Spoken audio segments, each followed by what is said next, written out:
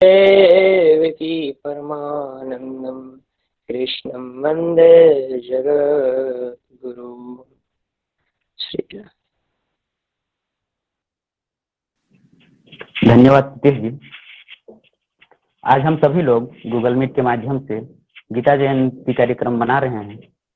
गीता जयंती महाभारत युद्ध से पूर्व गांधी उधारी अर्जुन जब कर्तव्य विमुख होकर युद्ध न कर हथियार जब रख देते हैं, तब भगवान श्री कृष्ण अर्जुन को श्रीमद् भगवद गीता का ज्ञान देते हुए और उसे अपने कर्तव्य के लिए उद्यत करते हैं। यह उपदेश श्री भगवान ने मार्गशीर्ष शुक्ल एकादशी तिथि को प्रदान किया था। शुक्ल एकादशी तिथि को हम सनातनी लोग गीता जयंती मनाते हैं।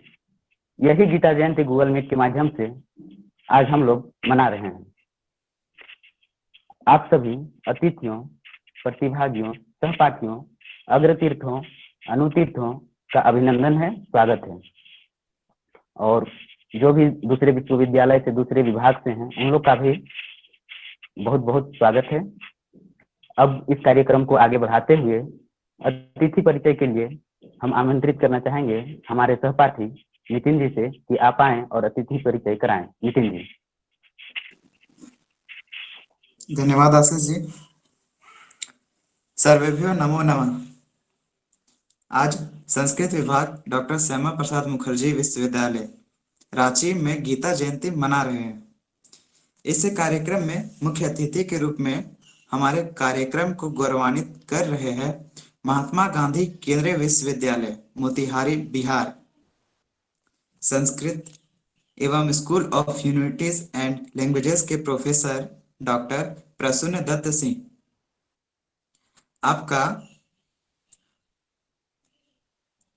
आपका भाषा एवं साहित्य, काव्यशास्त्र, धर्मशास्त्र और दर्शन विषय जैसे 12 से अधिक पुस्तकों का लेखन और संपादन आपके द्वारा किया गया है।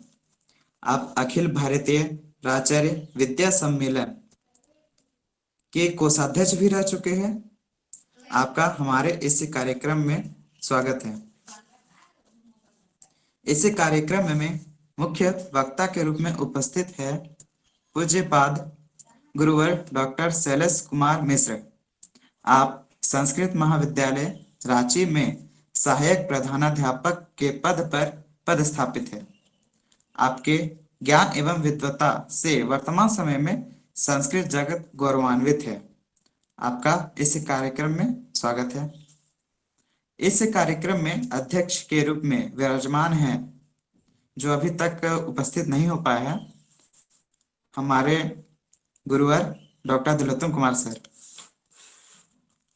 इस कार्यक्रम में उपस्थित है हमारे विभाग के सहायक प्रधानाध्यापक पूज्यपाद आचार्य डॉक्टर धनंजय वासुदेव द्विवेदी सर। आपके अंतर विषयक अध्ययन के लिए राष्ट्रपति पुरस्कार के रूप में वेद व्यास सम्मान प्राप्त है। आपका इस कार्यक्रम में स्वागत है। धन्यवाद। धन्यवाद नितिन जी। अब मैं आग्रह करता हूं श्वेता पाठक जी से, आप आएं और सरस्वती वंदना प्रस्तुत करें। श्वेता जी। यहाँ उपस्थित सभी गुरुजनों को मेरा शत प्रणाम। मेरा नाम श्वेता पाठक है। मैं तृतीय समशास्त्र की छात्रा हूँ। मैं माता सरस्वती के श्री चरणों में एक वंदना प्रस्तुत करती हूँ। या कुंदेन्दु तुषार हार धवला या शुभ्रवस्त्रावृता या वीणावरे दण्डे मण्डितकरा या श्वेत पद्मासना या ब्रह्माच्युत शंकर प्रभृतिभिर देवै सदा वन्दिता सा मां पातु सरस्वती भगवती निःशेष जाड्यापहा शुक्लां ब्रह्म विचार सार परमा आद्यां जगद्व्यापिनी वीणा पुस्तके धारिणीम् अभयदाम् जाड्यान्धकारपहाम् हस्ते स्फाटिकमालिकां विदधतीं पद्मासने संस्थितां वन्दे तां परमेश्वरीं भगवतीं बुद्धिप्रदां शारदां बुद्धिप्रदां शारदां। धन्यवाद। धन्यवाद श्वेता पाठक जी।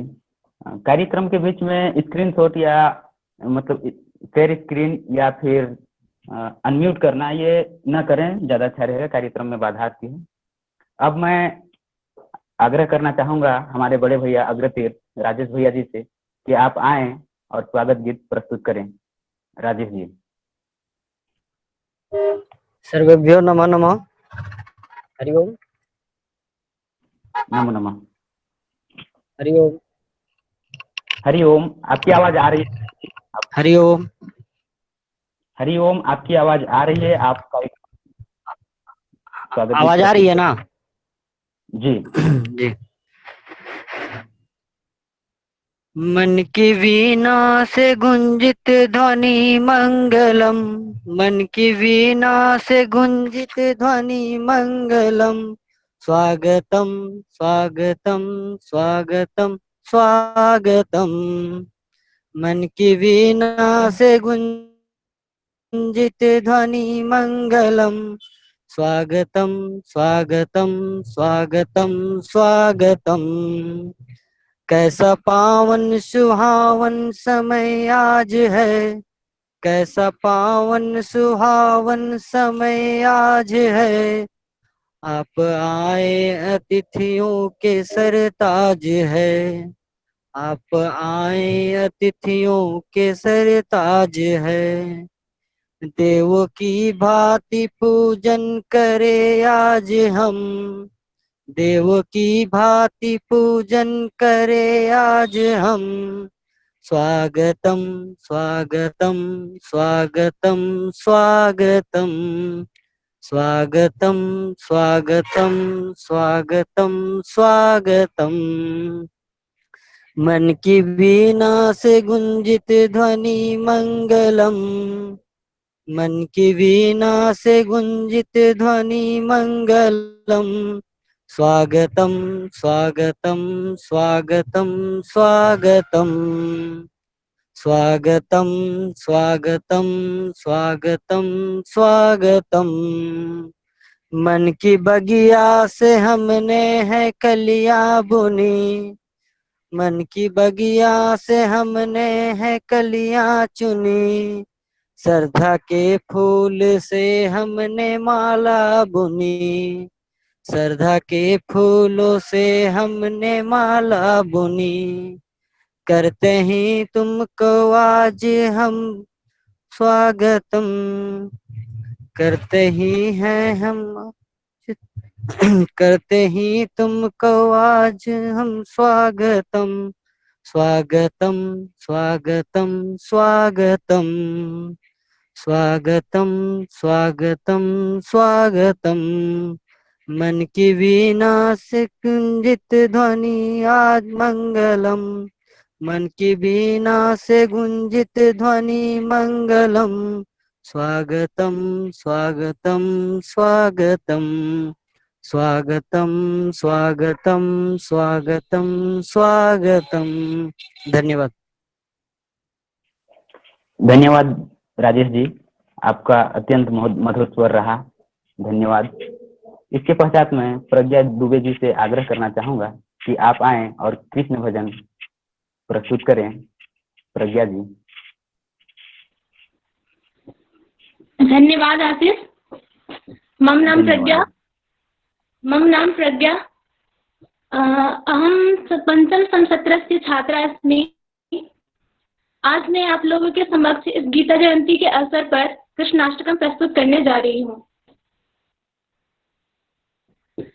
भजे व्रजेक मंडनम समस्त पाप खंडनम स्वभक्त चित्तरंजनम सदैव नंदनंदनम। भजे व्रजेक मंडनम समस्त पाप खंडनम स्वभक्त चित्तरंजनम सदैव नंदनंदनम। सुपेक्ष गुच्छ मस्तकम सुनाद वेणुहस्तकम अनंग रंग सागरम नमामि कृष्ण नागरम, नमामि कृष्ण नागरम। मनोज गर्भ मोचनम विशाल लोल लोचनम विधूत गोप सोचनम नमामि पद्मलोचनम। मनोज गर्भ मोचनम विशाल लोल लोचनम विधूत गोप सोचनम नमामि पद्मलोचनम। करारविंद भूधरम स्मितावलोक सुंदरम महेंद्रमान धारणम नमामि कृष्ण वारणम, नमामि कृष्ण वारणम। कदम्ब सून कुंडलम सुचारु गंड मंडलम व्रजांगनैक वल्लभम नमामि कृष्ण दुर्लभम। कदम्ब सून कुंडलम सुचारु गंड मंडलम व्रजांगनैक वल्लभम नमामि कृष्ण दुर्लभम। यशोदया समुदया सगोपया सनंदया युतं सुखैकदायकं नमामि नु गोपनायकं, नमः गोपनायकं। सदैव पादपङ्कजं मदीयमानसे निजं दधानमुक्तमालिकं नमामि नन्दबालकं। सदैव पादपङ्कजं मदीयमानसे निजं दधानमुक्तमालिकं नमामि नन्दबालकं। समस्तदोषशोषणं समस्तलोकपोषणं समस्तगोपमानसं नमामि नन्दलालसं, नमामि नन्दलालसं। भुवो भरावतारकं भवाब्धिकर्णधारकं यशोमती किशोरकं नमामि चित्तचोरकं। भुवो भरावतारकं भवाब्धिकर्णधारकं यशोमती किशोरकं नमामि चित्तचोरकं। मृगन्तकान्तिभङ्गनं सदा सदालिसङ्गिनं दिने दिने नवं नवं नमामि नन्दसम्भवं, नमामि नन्दसम्भवम्। गुणाकरं सुखाकरं कृपाकरं कृपापरं सुरद्विषन्निकन्दनं नमामि गोपनन्दनं। गुणाकरं सुखाकरं कृपाकरं कृपापरं सुरद्विषन्निकन्दनं नमामि गोपनन्दनं। नवीन गोपनागरं नवीन केलिलम्पटं नमामि मेघसुन्दरं तडित्प्रभालसत्पटं, तडित्प्रभालसत्पटं।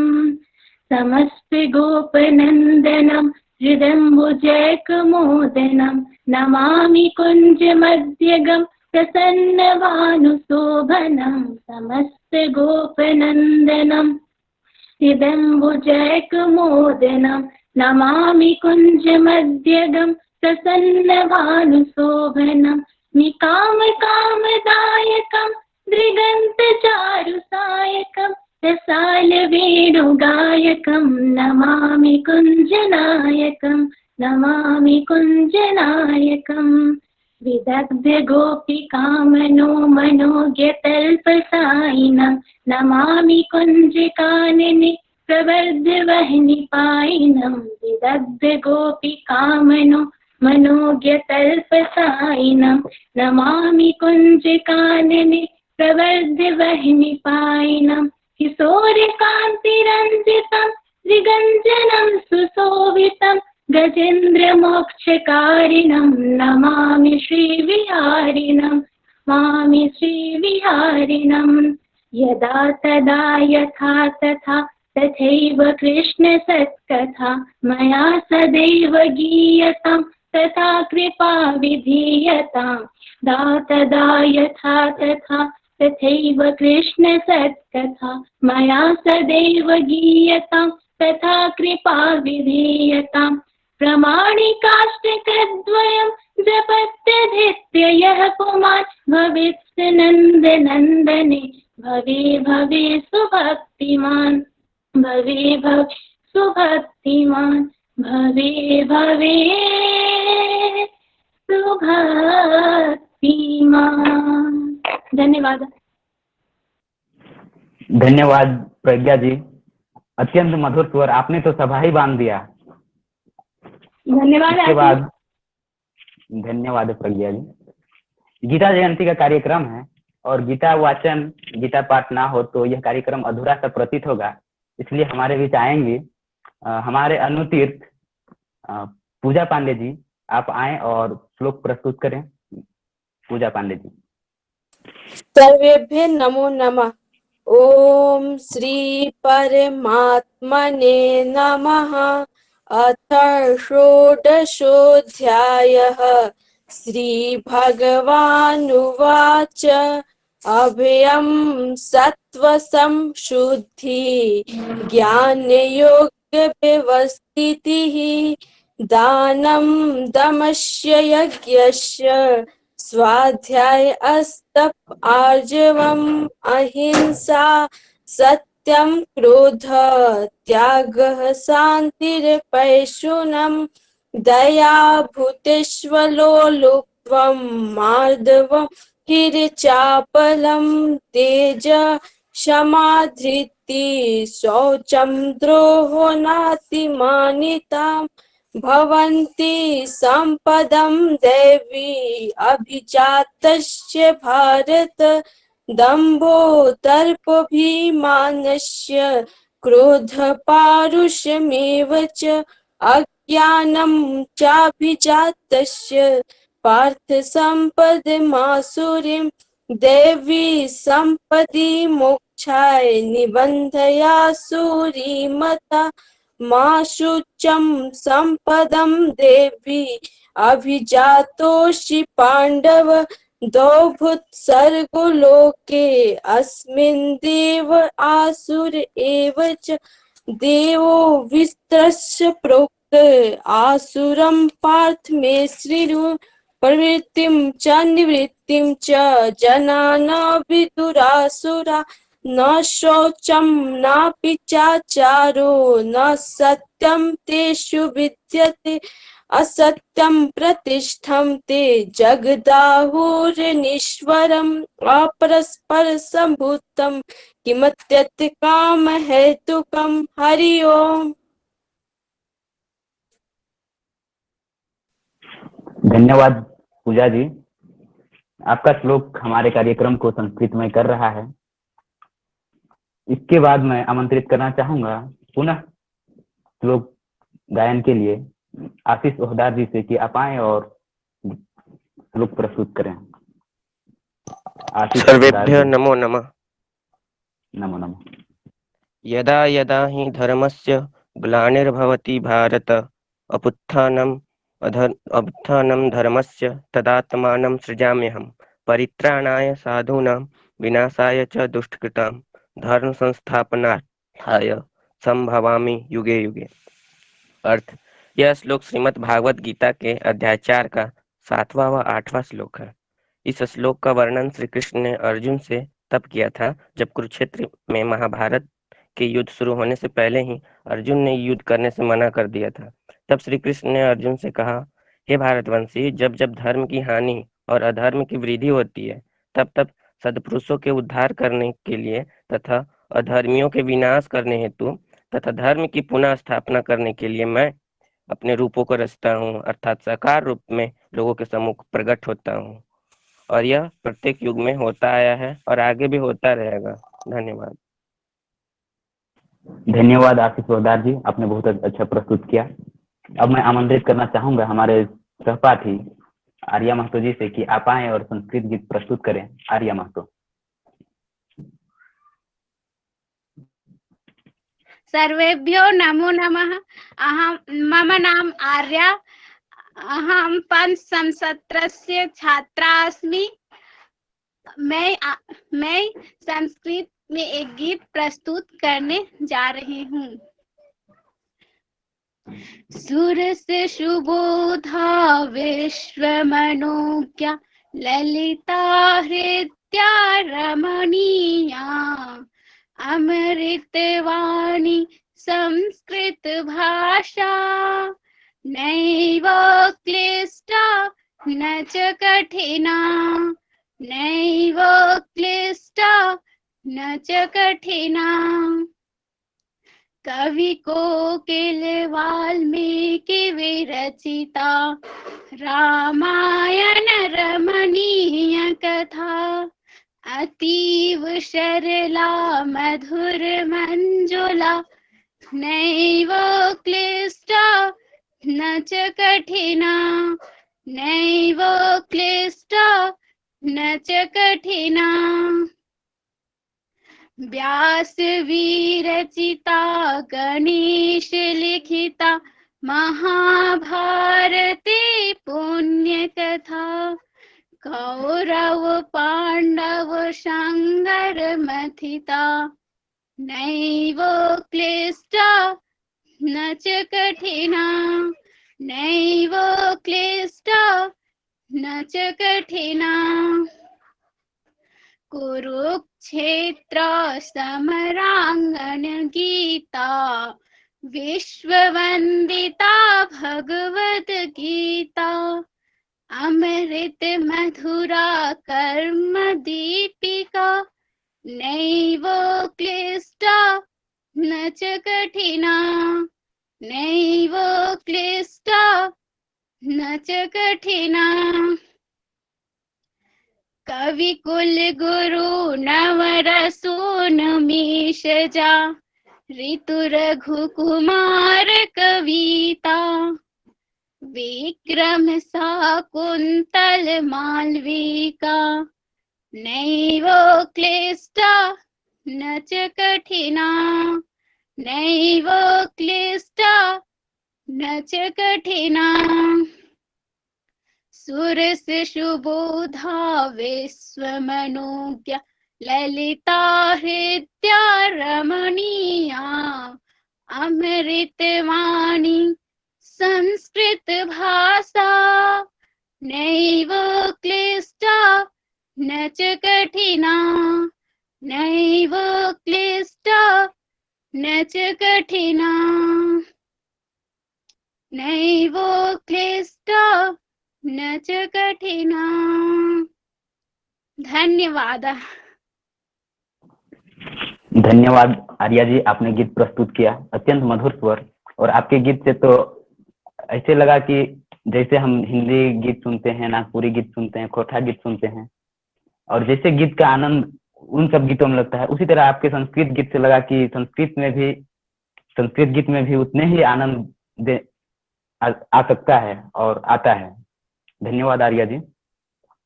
गीता पाठ के लिए आमंत्रित करना चाहूंगा नीलिम नंदन जी से कि आप आए और गीता पाठ करें। नीलिम नंदन।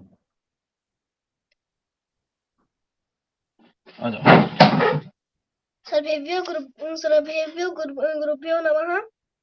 ओम श्री परमात्मने नमः। अथ सप्तमोऽध्यायः। श्री भगवानुवाच मय्यासक्तमनः पार्थ योगं युञ्जन्नदाश्रयः असंशयन् समग्रं माम् यथा ज्ञास्यसि तच्छृणु।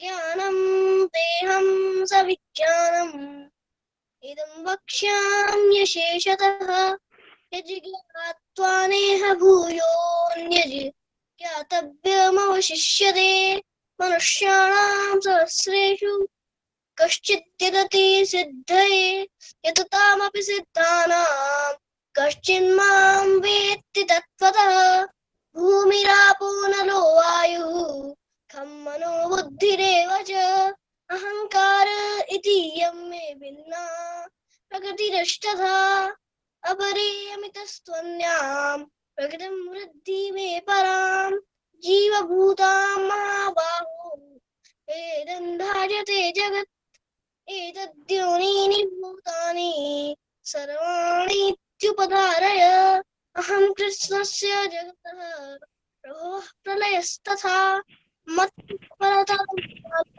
जीवस्तित्वजय मयि सर्वमिदं प्रोतं सूत्रे मणिगणा इव रसूहमप्सु कौन्तेय प्रभास्मि शशिसूर्ययोः प्रणवः सर्ववेदेषु शब्दः खे पौरुषं नृषु पुण्यो गन्धः पृथिव्यां च तेजश्चास्मि विभावसौ जीवनं सर्वभूतेषु तपश्चास्मि तपस्विषु बीजं मां सर्वभूतानां वृद्धि पाठ सनातनम् बुद्धिर्बुद्धिमतामस्मि तेजस्तेजस्विनामहं हरिः ओम्।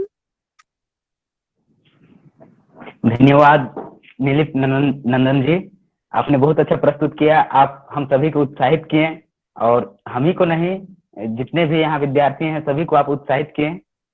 बहुत बहुत धन्यवाद आपको। अब मैं फिर से गीता पाठ के लिए आमंत्रित करना चाहूंगा हमारे अनुतीर्थ तरुण कुमार जी से कि आप आए और गीता पाठ करें। तरुण जी। सर्वेभ्यो नमो नमः। मम नाम तरुण, अहं तृतीय संसत्र छात्रः अस्ति। नैनं छिद्रन्ति शस्त्राणि, नैनं दहति पावक, न चैनं क्लिद्यन्त्यापो, न शोष्यति मारुत। यह द्वितीय अध्याय श्लोक 23 है। इसमें श्री कृष्ण ने अर्जुन को आत्मबोध कराते हुए आत्मा को न शस्त्र काट सकते हैं, न आग उसे जला सकती है, न पानी उसे भिगा सकती है, न हवा उसे सुखा सकती है।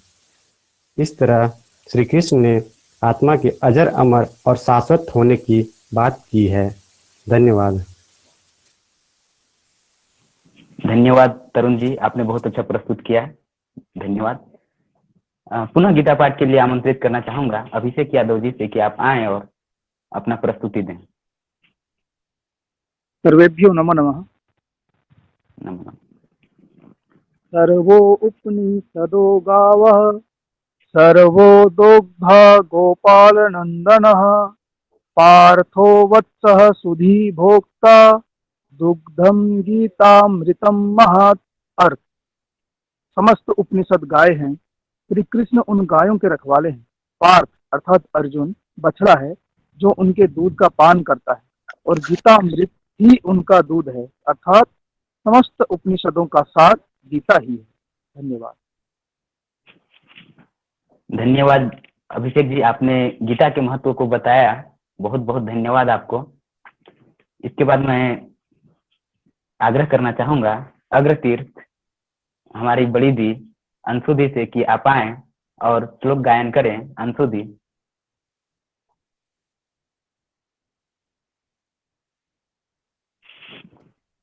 सर्वेभ्यो नमो नमः।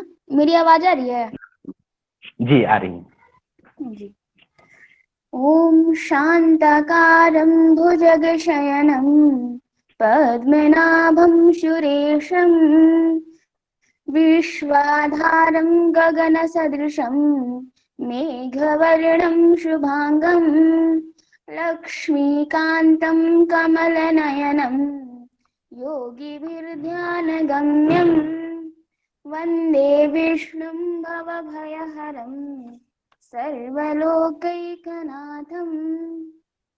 ॐ श्री परमात्मने नमः। अथ षष्ठोऽध्यायः। श्रीभगवानुवाच अनाश्रितः कर्मफलं कार्यं कर्म करोति यः स सन्न्यासी च योगी च न निर्लग्निर्न चाक्रियः यं सन्न्यासमिति प्राहुर्योगं तं विद्धि पाण्डव न ह्यसन्न्यस्तसङ्कल्पो योगी भवति कश्चन आरुरुक्षोर्मुनेर्योगं कर्म कारणमुच्यते योगारूढस्य तस्यैव श्रमः कारणमुच्यते यदा हीनेन्द्रियार्थेषु न कर्मस्वनुषज्यते सर्वसङ्कल्पसन्न्यासी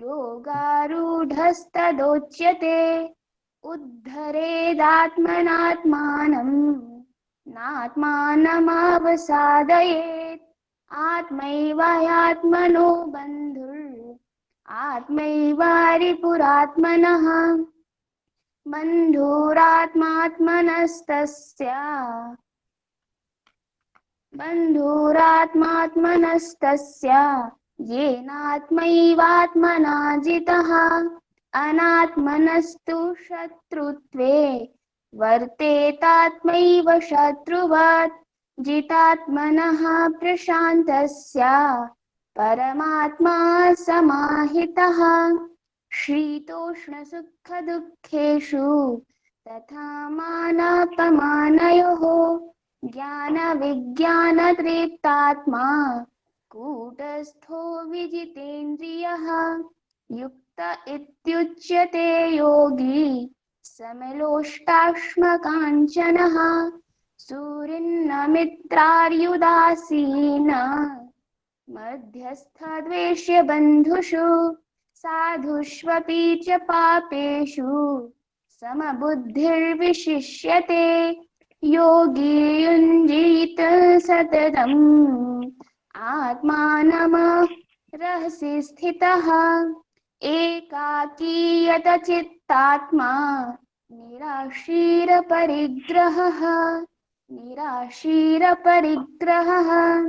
हरि ओम। धन्यवाद। धन्यवाद अंशुदी, आपने बहुत अच्छा प्रस्तुत किया।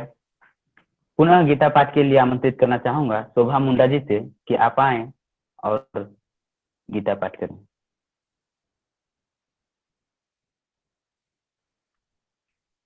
शोभा मुंडा जी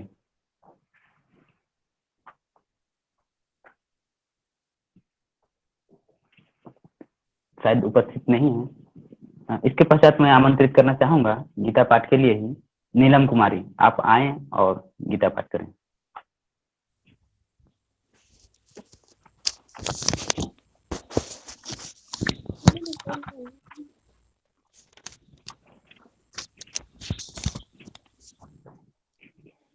सभी आचार्यों का प्रणाम। अरे हम देखे ही नहीं। शोभा मुंडा जी आप प्रस्तुत इनके बाद कीजिएगा। नीलम जी आप प्रस्तुत कीजिए। सभी आचार्यों को मेरा प्रणाम। अथ पंचदशोऽध्यायः पुरुषोत्तम योगः।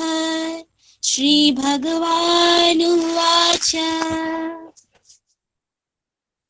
ऊर्ध्वमूलम् अधशाखम्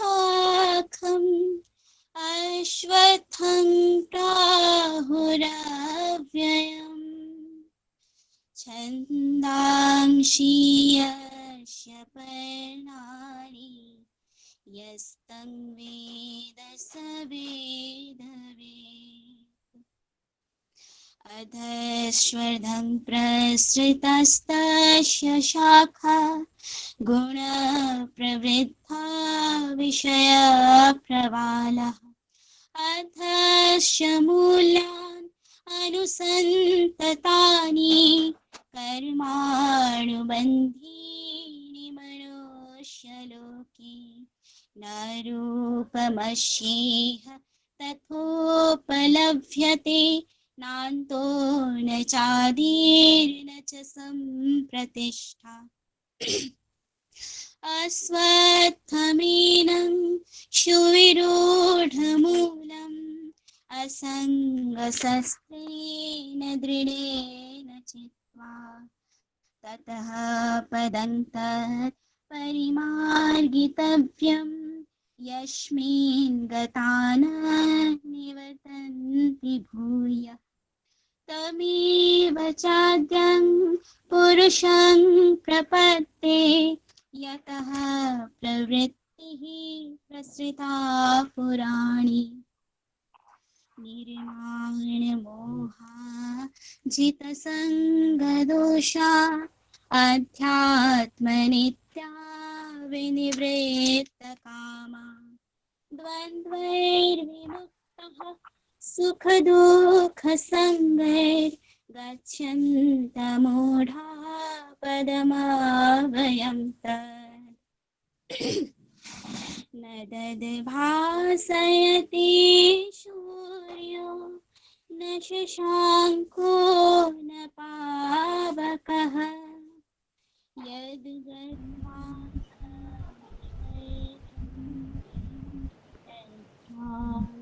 परमं मम ममैवांशो जीवलोके जीवभूतः सनातनः मनः षष्ठानीन्द्रियाणि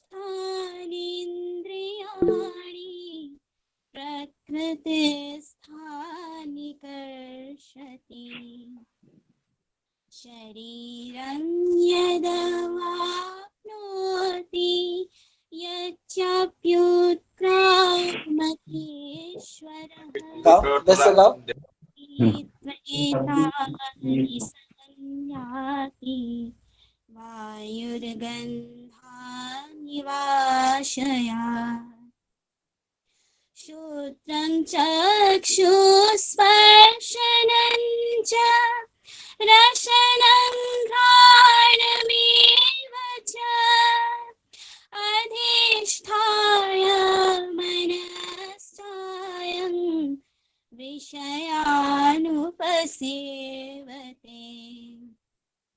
उत्क्रामन्तं स्थितं वापि भुञ्जनं वा गुणान्वितं विमूढान्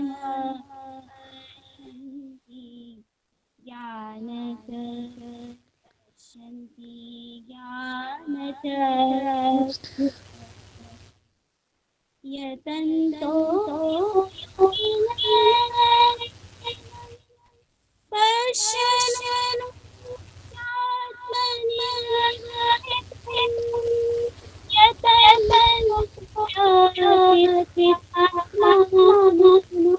नैनं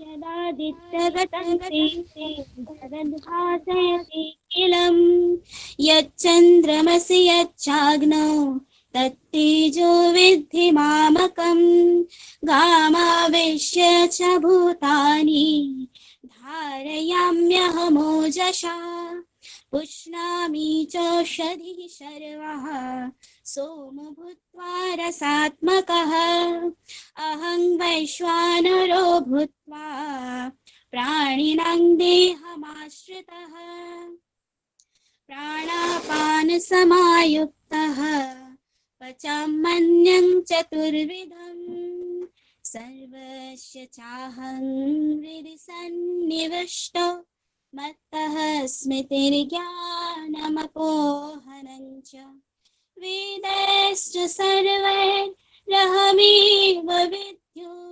वेदान्तकृत्वेदविदेव चाहं द्वाविमो पुरुषो लोकेशरक्षक्षर एव च शरः सर्वाणि भूतानि कूटस्थोऽक्षर उच्यते उत्तमः पुरुषस्तन्यः परमात्मेतुदाहृतः यो लोकत्रयमाविश्य विवर्तव्यय ईश्वरः यस्मात् शरमतीतोऽहम् अक्षरादपि चोत्तमः अतोऽस्मि लोके वेदे च प्रथितः पुरुषोत्तमः यो मामेवमसम्मूढो जानाति पुरुषोत्तमं स सर्वविद् भजति मां सर्वभावेन भारत इति गुह्यतमं शास्त्रम् इदमुक्तं मया नघ एतद् बुद्ध्वा बुद्धिमान् स्यात् कृतकृत्यश्च भारत। ॐ तत्सत् इति श्रीमहाभारते सत्सहस्राङ्ग संहितायां वैयासिक्यां भीष्मपर्वणि श्रीमद्भगवद्गीतासु उपनिषत्सु ब्रह्मविद्यायां योगशास्त्रे श्रीकृष्णार्जुनसंवादे पुरुषोत्तमयोगो नाम पंचदशोऽध्यायः। हरिः ओम तत्सत् हरिः ओम तत्सत् हरिः ओम तत्सत् हरिः ओम। धन्यवाद। धन्यवाद नीलम जी, बहुत ही अच्छा प्रस्तुत। इसके बाद मैं आमंत्रित करना चाहूंगा पुनः शोभा मुंडा जी से कि आप आए प्रस्तुत करें गीता पाठ। नमो नमः। मैं प्रथम समसत्र की छात्रा शोभा मुंडा इस गीता जयंती कार्यक्रम में मैं प्रस्तुत करने जा रही हूँ भगवत गीता के दूसरे अध्याय का 47वां श्लोक। कर्मण्येवाधिकारस्ते मा फलेषु कदाचन मा कर्म फल हेतुर्भुर्मा ते संगोस्तत्व कर्मणि। अर्थात हमें केवल कर्म करने का अधिकार है, फल तो ईश्वर के हाथों में है, इसलिए ना कर्म से भागना उचित है, ना कर्म से फल की इच्छा रखना उचित है। कार्य पूर्ण रूप से तभी संपन्न होता है जब उससे फल की आशा ना जुड़ी हो। असफलता से दुखी होकर जिस व्यक्ति का मन नहीं डोलता, वही व्यक्ति सफलता के मनोरथ पूर्ण कर पाता है।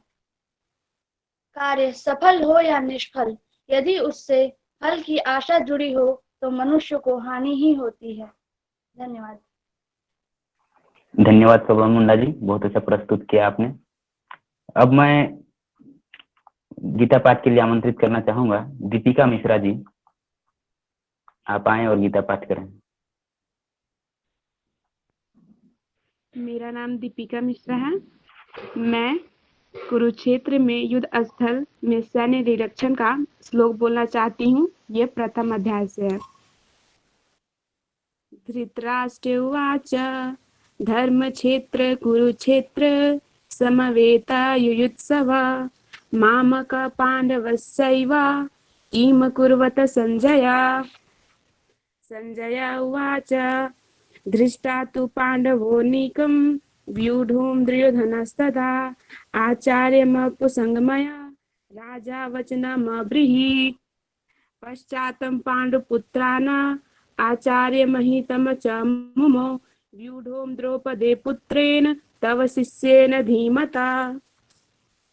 अत्र शूरा महेश्वासा भीमा अर्जुन समायुधि युयुधनो विराटश्च द्रौपदश्च महारथा धृष्टकेतु कितानश्च काशीराजश्च वीरवान् पुरजित् कुन्ती भोजनश्च सव्यश्च नरपुंगो युधामनुश्च विक्रांत उत्तमोजश्च वीरवान् सौभद्रे द्रौपदश्च सर्व एव महारथा। अस्माकं तु वसिष्ठाय तात्रिबोधद्योतम नायक मम सैन्यस्य संज्ञार्थ तन विमृते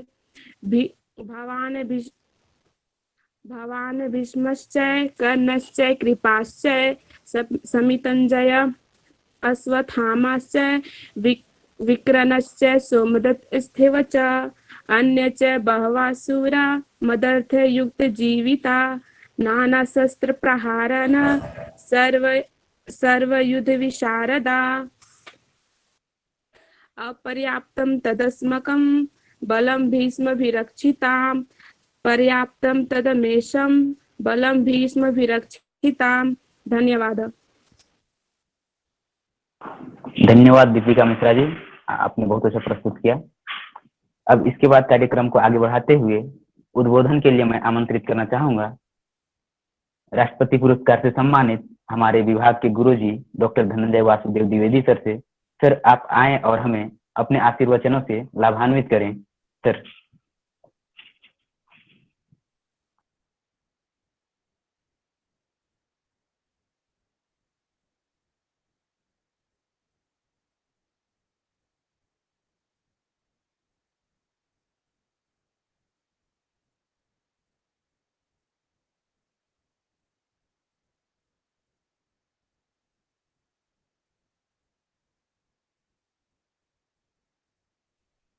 मैं पुनः हमारे विभाग के गुरुजी डॉक्टर धनंजय वासुदेव द्विवेदी सर से आग्रह करते हैं, निवेदन करते हैं कि आप आए और अपने आशीर्वचनों से हमें लाभान्वित करें। सर। वागर्थाविव सम्पृक्तौ वागर्थ प्रतिपत्तये जगतः पितरौ वन्दे पार्वती परमेश्वरौ। परमादरणीय शैलेश भैया जी, समादरणीय हमारे प्रसून दत्त सिंह जी, जो कि संप्रति महात्मा गांधी केंद्रीय विश्वविद्यालय के संस्कृत विभाग में अध्यक्ष पद पर आसीन हैं, और मेरे प्यारे विद्यार्थियों, गीता जयंती मार्गशीर्ष शुक्ल पक्ष की एकादशी को मनाया जाता है, लेकिन किसी कारणवश एकादशी के दिन कार्यक्रम का आयोजन न हो सका। आज पूर्णिमा है और आज इस कार्यक्रम का आयोजन किया गया है। श्रीमद् भगवत गीता एक अद्भुत ग्रंथ है। यह संस्कृत वांग्मय का अत्यंत लोकप्रिय दार्शनिक ग्रंथ है। यही एक ऐसा ग्रंथ है जिसमें दर्शन, धर्म और नीति का समन्वय हुआ है। गीता के संदेश का क्षेत्र सार्वभौम है। गीता का उपदेश किसी संप्रदाय विशेष के लिए नहीं, अपितु मानव मात्र के लिए कल्याणकारी है। भगवत गीता महाभारत रूपी आकर से निकला हुआ अनुपम दिव्य भास्कर रत्न है, जो अपने अक्षुण प्रकाश से मनुष्य मात्र के लिए प्रवृत्ति निवृत्त मार्ग को आलोकित करता आ रहा है। गीता की महनीयता का आकलन इस पद्य से किया जा सकता है। गीता सुगीता कर्तव्या किमन्यैः शास्त्र विस्तरैः या स्वयं पद्मनाभस्य मुख पद्मात् विनिष्कृता। गीता की लोकप्रियता उसके महत्व की ओर संकेत करती है। वस्तुतः मानव जीवन की समस्त समस्याओं का निदान और उपचार गीता में प्राप्त होता है। सर्वभूत हिते रताः और निष्प्रता का सिद्धांत, जीवन की नश्वरता और उसको सार्थक बनाने का सिद्धांत, मोह निरसन और कामना त्याग का सिद्धांत, निष्काम कर्म और अनासक्त होकर कर्म करने का सिद्धांत, स्थित प्रज्ञ और गुणातीत बनने का सिद्धांत, सभी कुछ गीता में भरा पड़ा है। मनुष्य अपनी प्रच्छन्न आंतरिक शक्ति को पहचान कर, उसका महत्व समझकर, स्वयं ही साहस पूर्वक सीधा खड़ा होकर, अपनी दीनता को उतार फेंक कर, अपनी शक्ति का सदुपयोग करके ही आत्मसंतुष्ट एवं कृतार्थ हो जाता है। गीता हमें उच्च आकांक्षा एवं आशा के अनुरूप जीने के लिए अंतः स्फूर्ति एवं अंतः प्रेरणा देती है, जीवन की प्रतिष्ठा को पुनर्स्थापित करती है। गीता मानवात्मा का संगीत है। गीता यह शब्द श्रीमद् भगवत गीता के आधार पर ही प्रचलित हुआ है। गीता शब्द संस्कृत में प्रायः नपुंसक लिंग में प्रयुक्त होता है। गीतम यही प्रयोग सामान्यतः प्राप्त होता है। यहाँ गीता शब्द के स्त्रीलिंग के प्रयोग का रहस्य है। यह ग्रंथ रत्न का पूर्ण नाम भगवतोपनिषद है। गीता सभी उपनिषदों का सार है। सार होने के कारण इसका भी उपनिषद नाम से व्यवहार प्रवृत्त हुआ। उपनिषद शब्द स्त्रीलिंग है, उसका विशेषण होने से गीत शब्द स्त्रीलिंग बना और गान करता भगवान का के साथ जोड़कर भगवत गीतोपनिषद यह पूर्ण नाम हुआ। गीता को सर्ववेदमयी कहा गया है। उपनिषद वेद का अंतिम भाग ज्ञान कांड है। उन्हीं ज्ञान परक उपनिषदों का सार तत्व गीता है। गीता महाभारत का अंश है। यह महाभारत के भीष्म पर्व के 25वें अध्याय से 42वें अध्याय तक 18 अध्यायों का महनीय भाग है। गीता यज्ञ चक्र की उपादेयता मानती है। यहाँ यज्ञ शब्द का प्रयोग एक विस्तृत अर्थ में किया गया है। निष्काम भाव से किए गए परमात्मा की ओर ले जाने वाले समस्त कर्म यज्ञ हैं। गीता की दृष्टि में फल की आकांक्षा से रहित कृत कर्म संसार बंधन का कारण नहीं हो सकता। कर्म को इस प्रकार कुशलता से संपन्न करना चाहिए कि वह बंधन का कारण नहीं बन सके। यही योग कहलाता है। योगः कर्मसु कौशलम। गीता की मान्यता के अनुसार मनुष्य को कर्म का त्याग नहीं करना चाहिए, अपितु कर्म के फल का त्याग करना चाहिए। गीता में प्रतिपादित कतिपय लोकोपयोगी तथ्यों की ओर मैं सबका ध्यान आकृष्ट कराना चाहता हूं, जो वर्तमान काल में अत्यंत उपयोगी हैं। गीता का 16वां अध्याय अत्यंत महत्वपूर्ण है, जिसमें दैवी संपत्ति और आसुरी संपत्ति का विवेचन किया गया है। दैवी संपदा के 26 लक्षण बताते हुए कहा गया है, अभयम सत्व संशुद्धि ज्ञान योग व्यवस्थित, दानम दमश्च यज्ञश्च स्वाध्यायस्तप आर्जवम अहिंसा सत्यम अक्रोधस् त्यागः शांति अपैशुनम दया भूतेष्वलोपलोलुप्तम मार्दवम क्षिप्चापलम तेजः क्षमा धृतिः शौचम अद्रोहो नातिमानिता भवन्ति संपदम दैवीम अभिजातस्य भारत। अर्थात भय का सर्वथा अभाव, अंतःकरण की शुद्धि, ज्ञान के लिए योग में दृढ़ स्थिति, सात्विक दान, इंद्रियों का दमन, यज्ञ, स्वाध्याय, कर्तव्य पालन के लिए कष्ट सहना, शरीर मन वाणी की सरलता, अहिंसा, सत्य भाषण, क्रोध न करना, संसार की कामना का त्याग, अंतःकरण में राग द्वेष जनित हलचल न होना, चुगली न करना, प्राणियों पर दया करना, सांसारिक विषयों में न ललचाना, अंतःकरण की कोमलता, अकर्तव्य में लज्जा, चपलता का अभाव, तेज, क्षमा, धैर्य, शरीर की शुद्धि, वैर भाव का न रहना और मान को न चाहना, ये सभी दैवी संपदा को प्राप्त हुए मनुष्य के लक्षण हैं। अब आसुरी संपत्ति को स्पष्ट करते हुए भगवान श्री कृष्ण ने कहा है, दंभो दर्पोभिमानश्च क्रोधः पारुष्यमेव च अज्ञानम चाभिजातस्य पार्थ संपद आसुरीम संपदमासुरीम। अर्थात दंभ, दर्प, अभिमान, क्रोध, कठोर वाणी और अज्ञान, यह सब आसुरी संपदा है। भगवान श्री कृष्ण का कथन है कि दैवी संपत्ति मुक्ति के लिए और आसुरी संपत्ति बंधन के लिए है। अतः हमें दैवीय गुणों का अनुसरण करना चाहिए। इसी अध्याय में भगवान ने आगे कहा है कि मनुष्य को काम, क्रोध और लोभ का त्याग कर देना चाहिए। वस्तुतः श्रीमद् भगवत गीता के अनुसार काम, क्रोध और लोभ ये आत्मनाश के त्रिविध द्वार हैं।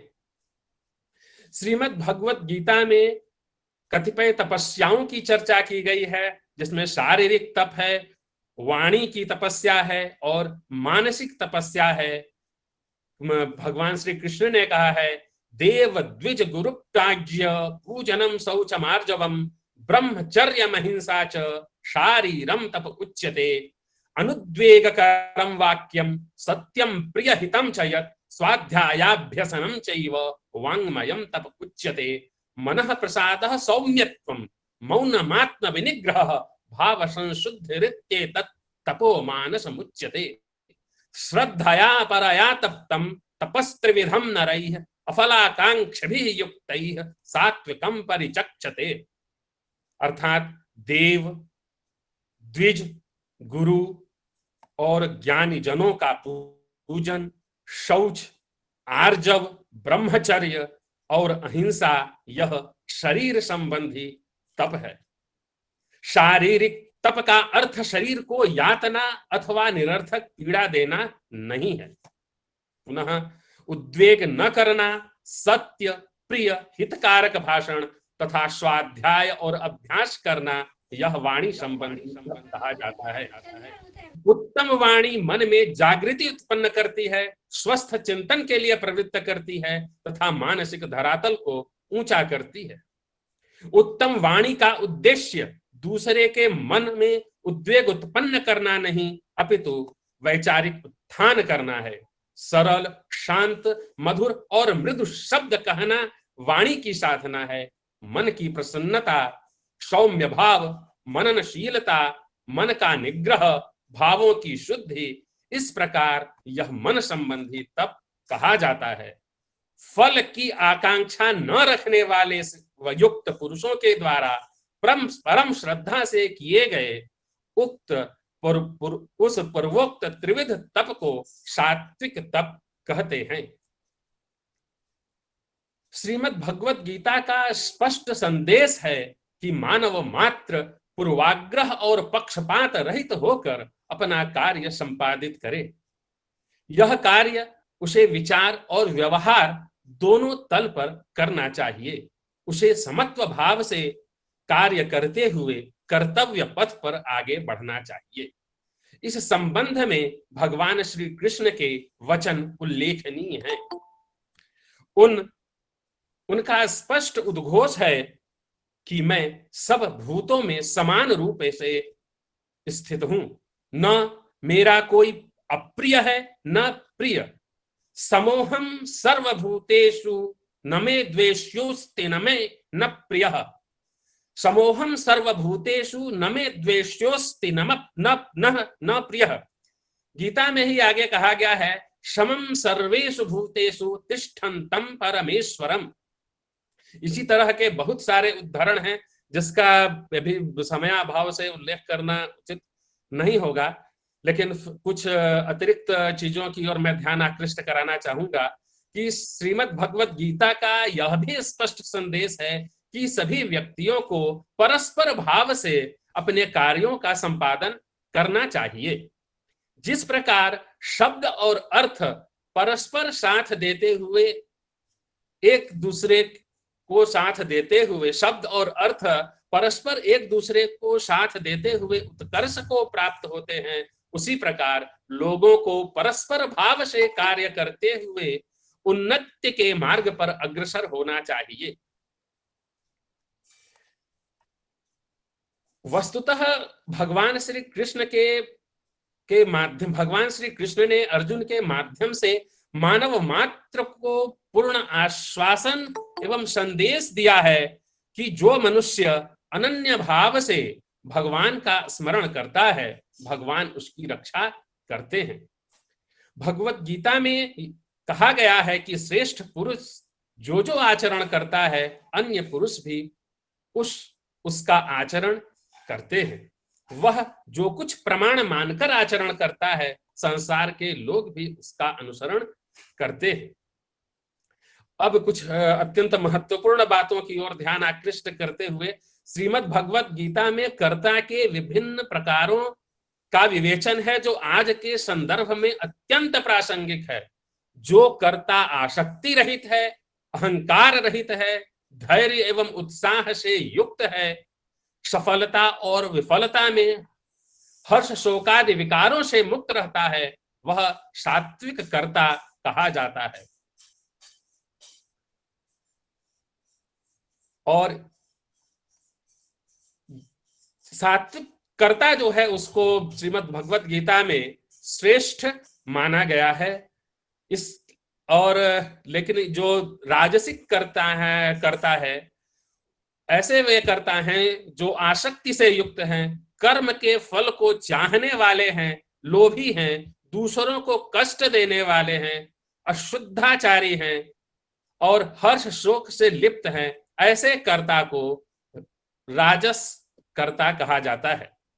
और जो कर्ता अयुक्त है, शिक्षा से रहित है, अभिमानी है, धूर्त है, दूसरों की जीविका का नाश करने वाला है तथा शोक करने वाला, आलसी और दीर्घसूत्री है, वह तामस करता है। इन सारी चीजों को ध्यान रखते हुए अगर कोई व्यक्ति कार्य करता है तो वह जो जन्म और मृत्यु का जो बंधन है उससे सर्वथा मुक्त हो जाता है।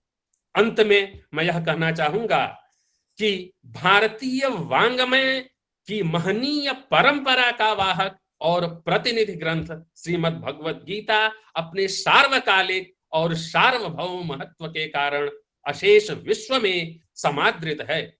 गीता वह सर्वौषधिमयी अंजन शलाका है जिसे नेत्रों में लगाकर अज्ञजन परम ज्ञान दृष्टि हो जाते हैं। धन्यवाद।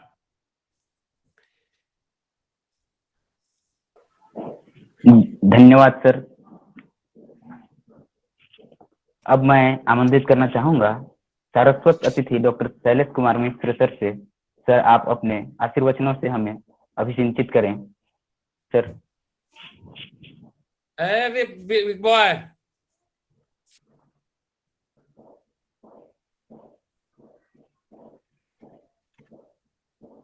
स्मृतापि तरुणा तपं करुणया हरन्ति नृणामभङ्गुरतनुत्विषां वलयिता शतैर्विद्युताम् कलिन्दगिरिनन्दिनी तटसुरद्रुमालम्बिनी मदीयमतिचुम्बिनी भवतु कापि कादम्बिनी वासांसि जीर्णानि यथा विहाय नवानि गृह्णाति नरोपराणि तथा शरीराणि विहाय जीर्णान्यन्यानि संयाति नवानि देहि।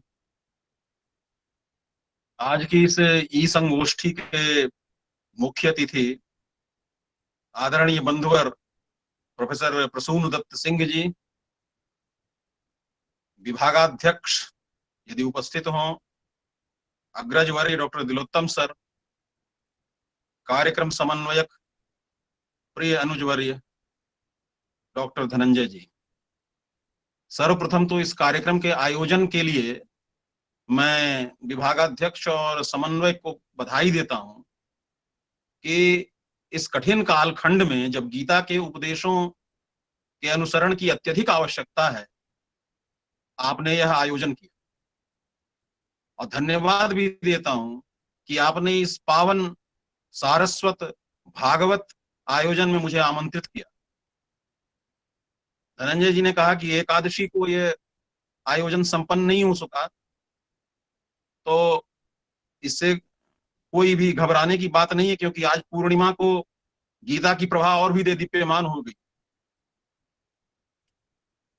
मार्गशीर्ष शुक्ल एकादशी की तिथि गीता का आविर्भाव दिवस, गीता जयंती, क्योंकि इसी दिन कुरुक्षेत्र के रण क्षेत्र में श्री कृष्ण ने अर्जुन को गीता का उपदेश किया था। मार्गशीर्ष का महीना इसलिए भी महत्वपूर्ण है क्योंकि स्वयं भगवान गीता के 10वें अध्याय के 35वें श्लोक में कहते हैं, मासा नाम मार्गशीर्षो हम। अब शास्त्रों की विशाल विराट राशि जो संस्कृत में उपलब्ध है, हमारे भारतीय वाङ्मय में जो शास्त्रों की विराट राशि है, उसको हृदयंगम कर पाना प्रत्येक व्यक्ति के लिए इस छोटे से जीवन में संभव नहीं। एक सुभाषित याद आता है, अनंत शास्त्रम बहुलाश्च विद्या अल्पश्च कालो बहुविघ्नता च, यत्सारभूतम तदुपासनीयम हंसो यथा क्षीरमिवाम्बु मध्या। प्रश्न यह है कि इस विशाल ज्ञान राशि से सारभूत का चयन कैसे? इस सारभूत का चयन तो वही कर सकता है जो निर्क्षीर विवेकी हो। भगवान ने यह समस्या भी आपके लिए हल कर दी और कहा कि सर्वोपनिषदो गावो दोग्धा गोपाल नंदन पार्थो वत्स सुधी भोक्ता दुग्धम गीतामृतम महत्। तो सभी उपनिषदों का सारभूत गीता में, श्रीमद् भगवत गीता में गुम्फित कर भगवान ने मानव जाति को उपकृत कर दिया। आप केवल गीता का ज्ञान ग्रहण कर लें, विस्तृत शास्त्र ज्ञान की कोई आवश्यकता नहीं। किमन्ये शास्त्र विस्तरई, गीता सुगीता कर्तव्या किमन्ये शास्त्र विस्तरई।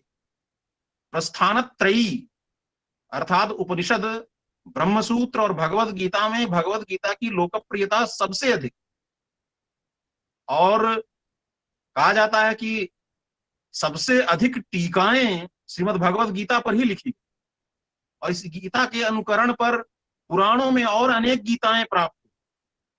अष्टावक्र गीता, उद्धव गीता, अवधूत गीता, हंस गीता, हारीत गीता आदि आदि। गीता किसी धर्म विशेष, किसी संप्रदाय विशेष का ग्रंथ नहीं, वरन समस्त मानव जाति के कल्याण का दर्शन प्रतिपादित करने वाला ग्रंथ है, जिसके सिद्धांत सार्वदेशिक और सार्वकालिक। तात्पर्य यह है कि संसार के किसी हिस्से में, किसी कालखंड में भी गीता का दर्शन हमेशा प्रासंगिक था, है और रहेगा। त्रिकाल सत्य की उद्घोषणा करने वाला महाग्रंथ, अतः धर्म संप्रदाय की सीमाओं से ऊपर उठकर प्रत्येक कल्याणार्थी को गीता का दर्शन अपने जीवन में उतारना चाहिए। एक घटना मुझे याद आती है। जर्मनी में कोई गैर हिंदू भारतीय विद्वान वहां पहुंचे।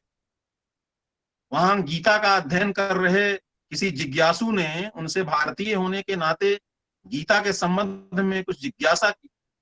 तो उन्होंने कहा कि मैं तो हिंदू नहीं हूं, अतः गीता के बारे में कैसे बतलाऊं। जर्मनी वासी उनसे बहुत निराश हुआ। उसने कहा, मैंने समझा आप भारतीय हैं तो गीता का ज्ञान तो रखते ही होंगे। उनको कैसी शर्मिंदगी उठानी पड़ी होगी, आप समझ सकते हैं। तो एक भारतीय होने के नाते कम से कम तो गीता का ज्ञान रखना ही चाहिए, और संस्कृत का छात्र होने के नाते हम सबों को गीता का ज्ञान रखना चाहिए। बहरहाल, गीता में प्रतिपादित कर्म, ज्ञान और भक्ति की चर्चा में विस्तार में जाने के बजाय धनंजय जी ने बहुत विस्तृत चर्चा की, बहुत अच्छी चर्चा की। वर्तमान संदर्भ के अनुकूल मैं कुछ बातें करूंगा गीता के दर्शन से संबंधित। आज सभी के जीवन में द्वंद्व है, दुख है, तनाव है। आप छात्र भी कहते हैं कि हम लोग टेंशन में। इस समस्त दुख द्वंद्व का, इस पूरी व्यथा कथा का मूल है मन, चंचल मन। मन एवं मनुष्याणाम कारणम बंध मोक्ष। अर्जुन ने कृष्ण से कहा कि चंचलम ही मनः कृष्ण प्रमाथी बलवद दृढ़म तस्याहम निग्रहम मन्ये वायोरिव सुदुष्करम। चंचल मन का नियंत्रण बहुत मुश्किल। थोड़ा स्थान भी मिलने पर हवा की तरह वह चल निकलता, क्षण में यहां, क्षण में वहां। अर्जुन का मन चंचल है, मन लोभी है, मन लालची है। जो आपके लिए अनुचित है, आपके जीवन के लिए अस्वास्थ्यकर है, मन उसी की इच्छा करता। मन का नियंत्रण जीवन का अनुशासन। दुनिया में जिस गति से भागदौड़ मची है, उसका मूल मन और मन में उपजने वाली अनंत इच्छाएं। बहुत से लोगों को पता नहीं कि वे इस अंधी दौड़ में शामिल क्यों। दूसरा दौड़ रहा है, इसलिए वे भी निरुद्देश्य दौड़ रहे, और अंत में प्रतिफल तनाव, कुंठा, दुख। मन को नियंत्रित कीजिए। भगवान कहते हैं कैसे? अभ्यासेन च कौन्तेय वैराग्येण च गृह्यते। लोभी मन दुनिया के विषयों की ओर आपको खींचे लिए जाता है, जो कि दुख का मूल है। एक मनुष्य जो मन का गुलाम है, इच्छाओं का दास है, अंततः उसका विनाश हो जाए। भगवान कहते हैं कि ध्यायतो विषयान पुंसः संगस्तेषूपजायते संगात संजायते कामः कामात् क्रोधो विजायते क्रोधात् भवति सम्मोहः सम्मोहात स्मृति विभ्रम स्मृति भ्रंशात बुद्धिनाशो बुद्धिनाशात प्रणश्यति। 2 श्लोकों में भगवान ने बताया कि मनुष्य पतन के गर्त में कैसे स्टेप बाय स्टेप गिरता चला जाता है। हम कैसे इसको व्यावहारिक जीवन में इसको देख सकते हैं। ये विनाश एकाएक नहीं होता, स्टेप बाय स्टेप। आप ध्यान दीजिए, गीता के श्लोक कितने प्रासंगिक हैं। दुनियावी विषयों के चिंतन से, उसमें खोए रहने से उसके प्रति आसक्ति उत्पन्न होती है। आसक्ति के कारण उसे प्राप्त करने की कामना जगती, और प्राप्ति में बाधा हो, अड़चन हो, कामना की पूर्ति न हो तो क्रोध उत्पन्न होता है। क्रोध से सम्मोह अर्थात कार्य अकार्य का विवेक नहीं रह जाता, विवेक शून्यता आ जाती है। और सम्मोह से स्मृति विभ्रम अर्थात महान जनों के प्रति भी अपमान का भाव उत्पन्न है। स्मृति भ्रंश, स्मृति विभ्रम से गुरुजनों को धिक्कारता है व्यक्ति। स्मृति भ्रंश से बुद्धि का नाश हो जाता है और अंत में मनुष्य पतन के गर्त में गिर जाता है। एक उदाहरण मैं आपको, एक उदाहरण से समझिए, एक सच्ची घटना आपको बतलाता हूं। इसे अन्यथा आप न लें। 8-10 वर्ष पहले रांची में एक घटना घटी। एक छात्र ने एक कॉलेज में एक छात्रा का सिर तलवार से काट डाला। कारण तथाकथित एक तरफा प्रेम और उसकी अस्वीकृति। आप विचार करें कि एक व्यक्ति सिर काट देने तक की जो हिम्मत है, जो दुष्कृत्य है उसका, वहां तक पहुंचने में कोई एकाएक वह नहीं पहुंचे। ये सब कुछ स्टेप बाय स्टेप, जो मैंने श्लोक आपको बताए उस तरह हुआ हो। पहले आसक्ति जगी होगी, फिर पा लेने की कामना, फिर कामना के मार्ग में अवरोध, और फिर उससे जन्मा होगा क्रोध। अवरोध से क्रोध उत्पन्न हुआ, क्रोध से विवेक शून्यता, जो कुछ भी नहीं जानती कि मैं कौन हूं, क्या कर रहा हूं, और स्मृति भ्रंश, मुझे क्या करना चाहिए क्या नहीं करना चाहिए, विवेक शून्यता के क्षण में उसने जो किया, और अंत में परिणाम जीवन का विनाश।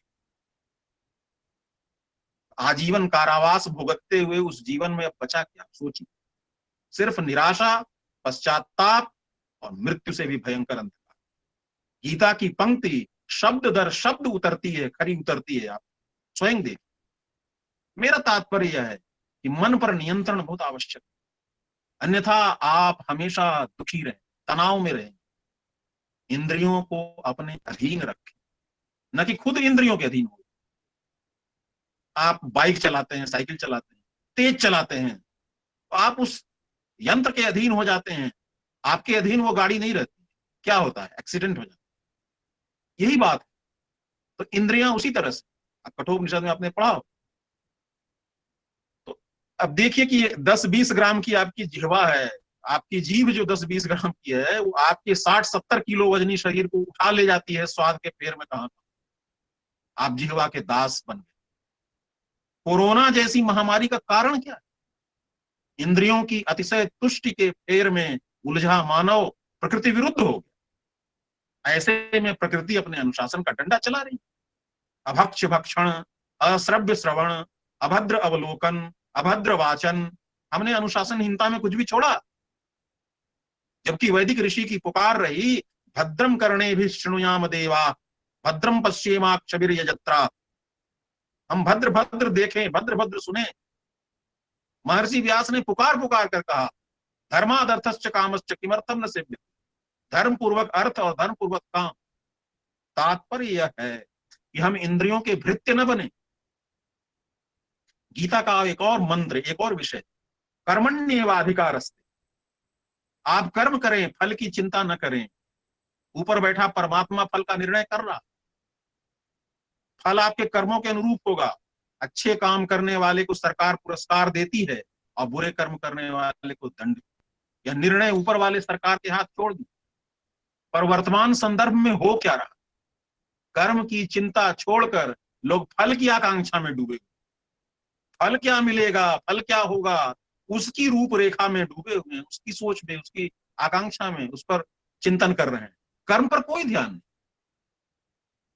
फल की आकांक्षा में मन इतना उलझ जाता है कि सारी ऊर्जा उसी में खत्म हो जाती है। कर्म करने की ऊर्जा तो बचती ही। और फल की चिंता न करने वाले की सारी ऊर्जा कर्म पर केंद्रित होती है। परिणाम स्वरूप जो फल की चिंता नहीं करते उन्हें फल मिलने की उम्मीद अधिक होती है, और जो फल पर केंद्रित होते हैं उनके फल प्राप्ति की उम्मीद उतनी ही कम होती है। परमात्मा का गणित बड़ा उल्टा है। जिसने खुद को खो दिया, परमात्मा में खो गया, उसी ने सब कुछ पा लिया। अरे वाह, जिसने खो दिया उसने पा लिया। ज्यों ज्यों बूढ़े श्याम रंग त्यों त्यों उज्ज्वल हो। श्याम रंग में कोई डूब करके उज्ज्वल भी हो सकता है, बिल्कुल हो सकता है। श्याम के रंग में, कृष्ण के रंग में डूबने वाला काला नहीं होता, उसका जीवन उज्जवल होता चला जाता है। बिहारी की पंक्ति, ज्यों ज्यों बूढ़े श्याम रंग त्यों त्यों उज्ज्वल। कर्म करें और फल की इच्छा न करें, ये कैसे संभव? क्योंकि कोई भी निष्प्रयोजन कार्य करता नहीं। तो भगवान कहते हैं निष्काम कर्म कीजिए। संसार में रहो पर वैसे रहो जैसे कमल के पत्ते पानी में रहते हैं पर भीगते नहीं। पद्म पत्र मिवाम फंसा, जगत की सत्ता से आसक्त मत होइए, भीगिए मत। ममत्व से भरे तो अर्जुन की तरह मोह के जंजाल में विषादग्रस्त हो जाए। कुछ दुराग्रही जो गीता का मर्म नहीं समझते, वो कहते हैं कि कृष्ण ने अर्जुन को हिंसा की प्रेरणा दी, युद्ध करने की प्रेरणा दी तो हिंसा की प्रेरणा। प्रश्न यह है कि हिंसक कौन है और अहिंसक कौन? अर्जुन ने कहा कि सामने खड़े लोग सब अपने हैं, मैं उनका वध नहीं कर सकता, इसलिए युद्ध नहीं करूंगा। शायद पराये लोग होते तो अर्जुन उन्हें भेड़ बकरियों की तरह काट डालता। यदि अर्जुन कहता कि युद्ध व्यर्थ है, हिंसा गलत है, इसलिए युद्ध नहीं करूंगा, तो गीता का निर्माण नहीं हुआ। लेकिन अर्जुन तो मैं और मेरे के फेर में उलझा हुआ है। परायों को मारने में कोई दिक्कत नहीं। ये तो वही बात हुई ना कि आप न्यायाधीश के आसन पर बैठे और अपराधी के कटघरे में अपने बेटे को देखकर विषाद में पड़ गए। इसे कैसे दंड दूं, यह तो मेरा अपना है। तो क्या अधर्मी को केवल ममत्व के कारण छोड़ देना उचित है? क्या यह हिंसा नहीं है? हिंसक कौन है? अधर्मियों के विरुद्ध युद्ध न करने वाला अर्जुन या अधर्मियों के विनाश के लिए तत्पर धर्म के रक्षक कृष्ण? आप स्वयं देखिए। भगवान ने देखा कि अर्जुन धर्म पथ से विचलित हो रहा है, इसलिए उन्होंने गीता का उपदेश किया। कुछ लोग यह भी पूछ सकते हैं कि विषाद अर्जुन को ही क्यों हुआ, दुर्योधन को क्यों नहीं? ममत्व भी जो है ना, वो दो प्रकार का है। अंधा अर्थात विचारहीन और आंख वाला यानी विचारवान। अर्जुन का ममत्व विचारशील है, अंधा या विचारहीन नहीं, इसीलिए वह तनाव में उलझा हुआ। दुर्योधन अंधे ममत्व की गिरफ्त में, संकुचित विचारों वाला, उसे युद्ध में रस मिल रहा है। अंधकार में दो ही लोग निश्चिंत भाव से चल सकते हैं, एक अंधा और एक प्रकाश पुंज वाला। तो कृष्ण प्रकाश पुंज वाले हैं, प्रकाश वाले, और दुर्योधन अंधा है। लेकिन अर्जुन इन दोनों के बीच बिना प्रकाश वाला और आंख वाला है, इसीलिए संकटग्रस्त। दुर्योधन पशु है, कृष्ण परमात्मा है, लेकिन अर्जुन दोनों के मध्यवर्ती मनुष्य। पशु बन जाने में भी निश्चिंतता है और परमात्म ज्ञान पा लेने में भी निश्चिंतता है। पशु चिंतित नहीं होते, पागल नहीं होते। पशु बनकर निश्चिंत हुआ जा सकता है। शराब के नशे में मनुष्य पशु बनकर थोड़ी देर निश्चिंत हो जाता है जीवन के कष्टों से, पर मुक्त नहीं होता।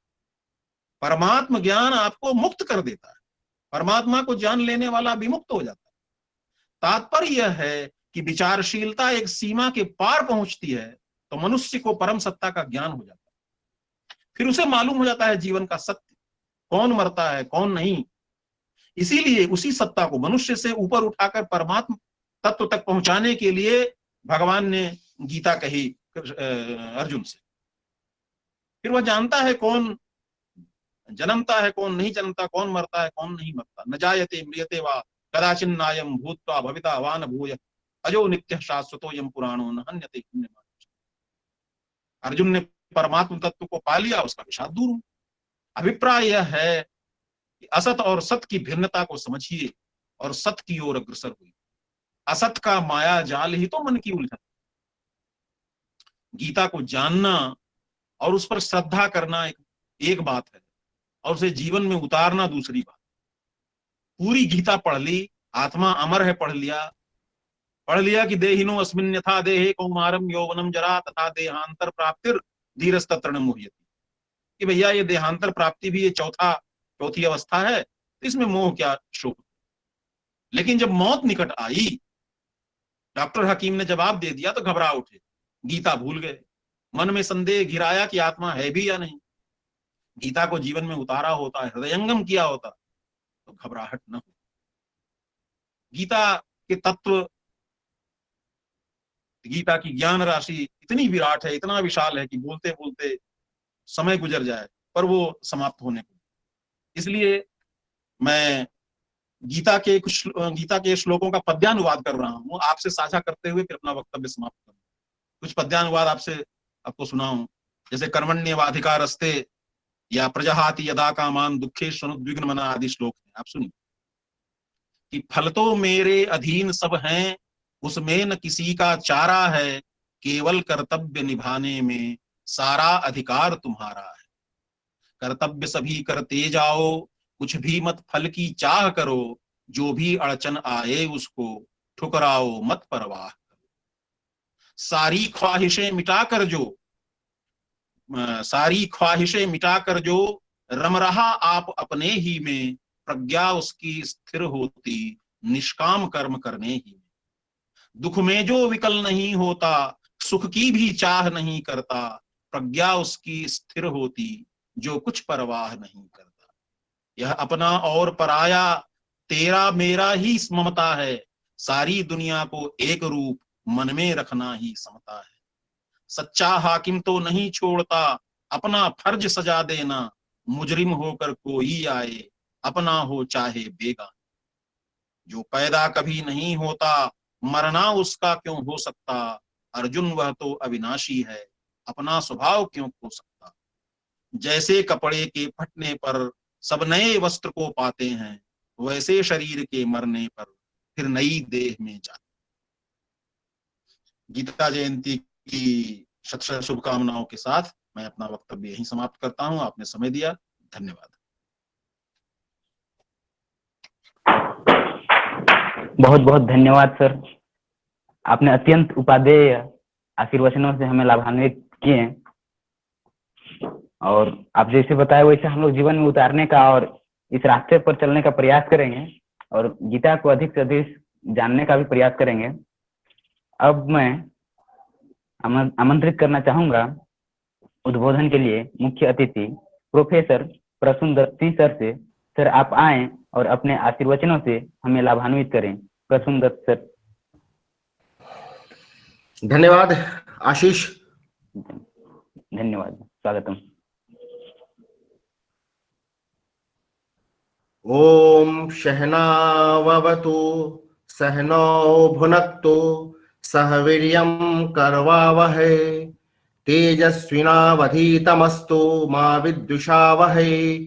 ओम शांति शांति शांति।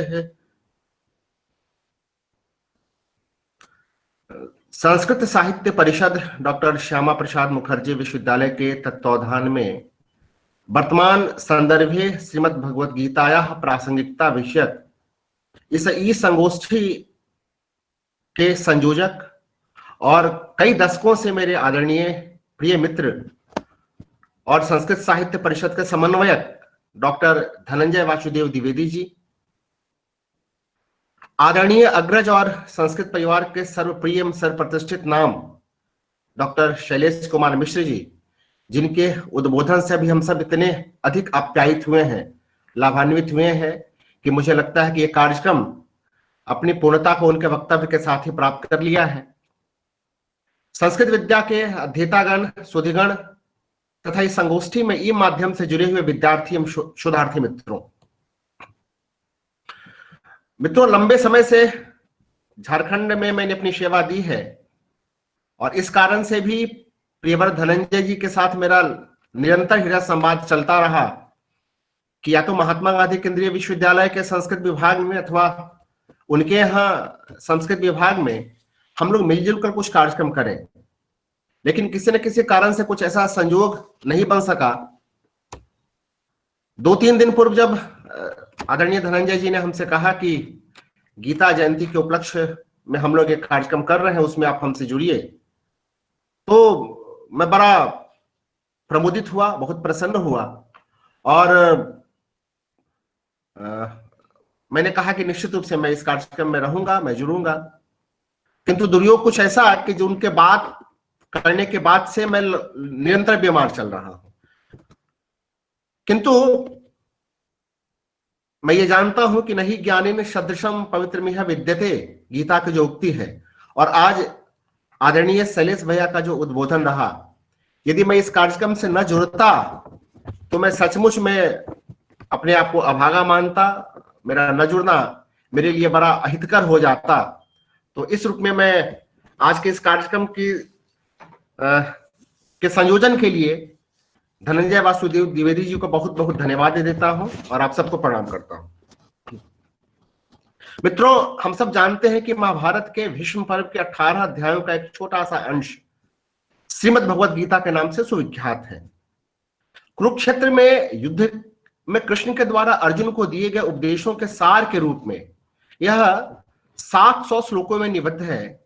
गीता महात्म्य में कहा गया कि सभी उपनिषद गाय है, कृष्ण दूध निकालने वाले दोग्धा है, अर्जुन बछड़ा है और उससे निकलने वाला दूध गीता रूपी अमृत है। सर्वोपनिषदो गावो दुग्धा गोपाल नंदन पार्थो वत्स सुधीर भोक्ता दुग्धम गीतामृतम महत। मित्रों, गीता केवल एक आचार मीमांसा का ग्रंथ नहीं है, अपितु इसमें तत्व मीमांसा का भी प्राचुर्य है। वेदांत दर्शन के प्रस्थान त्रयी में इसे अत्यंत विशिष्ट स्थान प्राप्त है। इसकी महत्ता को प्रतिपादित करते हुए स्वयं श्री कृष्ण ने अर्जुन से कहा, गीता में हृदयम पार्थ। गीता में संवादात्मक शैली में मानव जीवन की नैतिक, व्यावहारिक तथा आध्यात्मिक इन तीनों प्रकार की समस्याओं का समाधान प्रस्तुत किया गया। इसमें मुख्यतः उपनिषद, सांख्य, कर्म मीमांसा, योग तथा वेदांत के दार्शनिक तत्वों का विलक्षण समन्वय दिखता है। तभी तो प्राच्य और पाश्चात्य विद्वानों ने इसे एक स्वर से मानव धर्म का ग्रंथ कहा है। आदरणीय शैलेश जी ने अपने वक्तव्य में कहा कि भारत से बाहर किसी भारतीय से पूछा गया कि आप तो गीता के बारे में निश्चित रूप से कुछ जानते होंगे।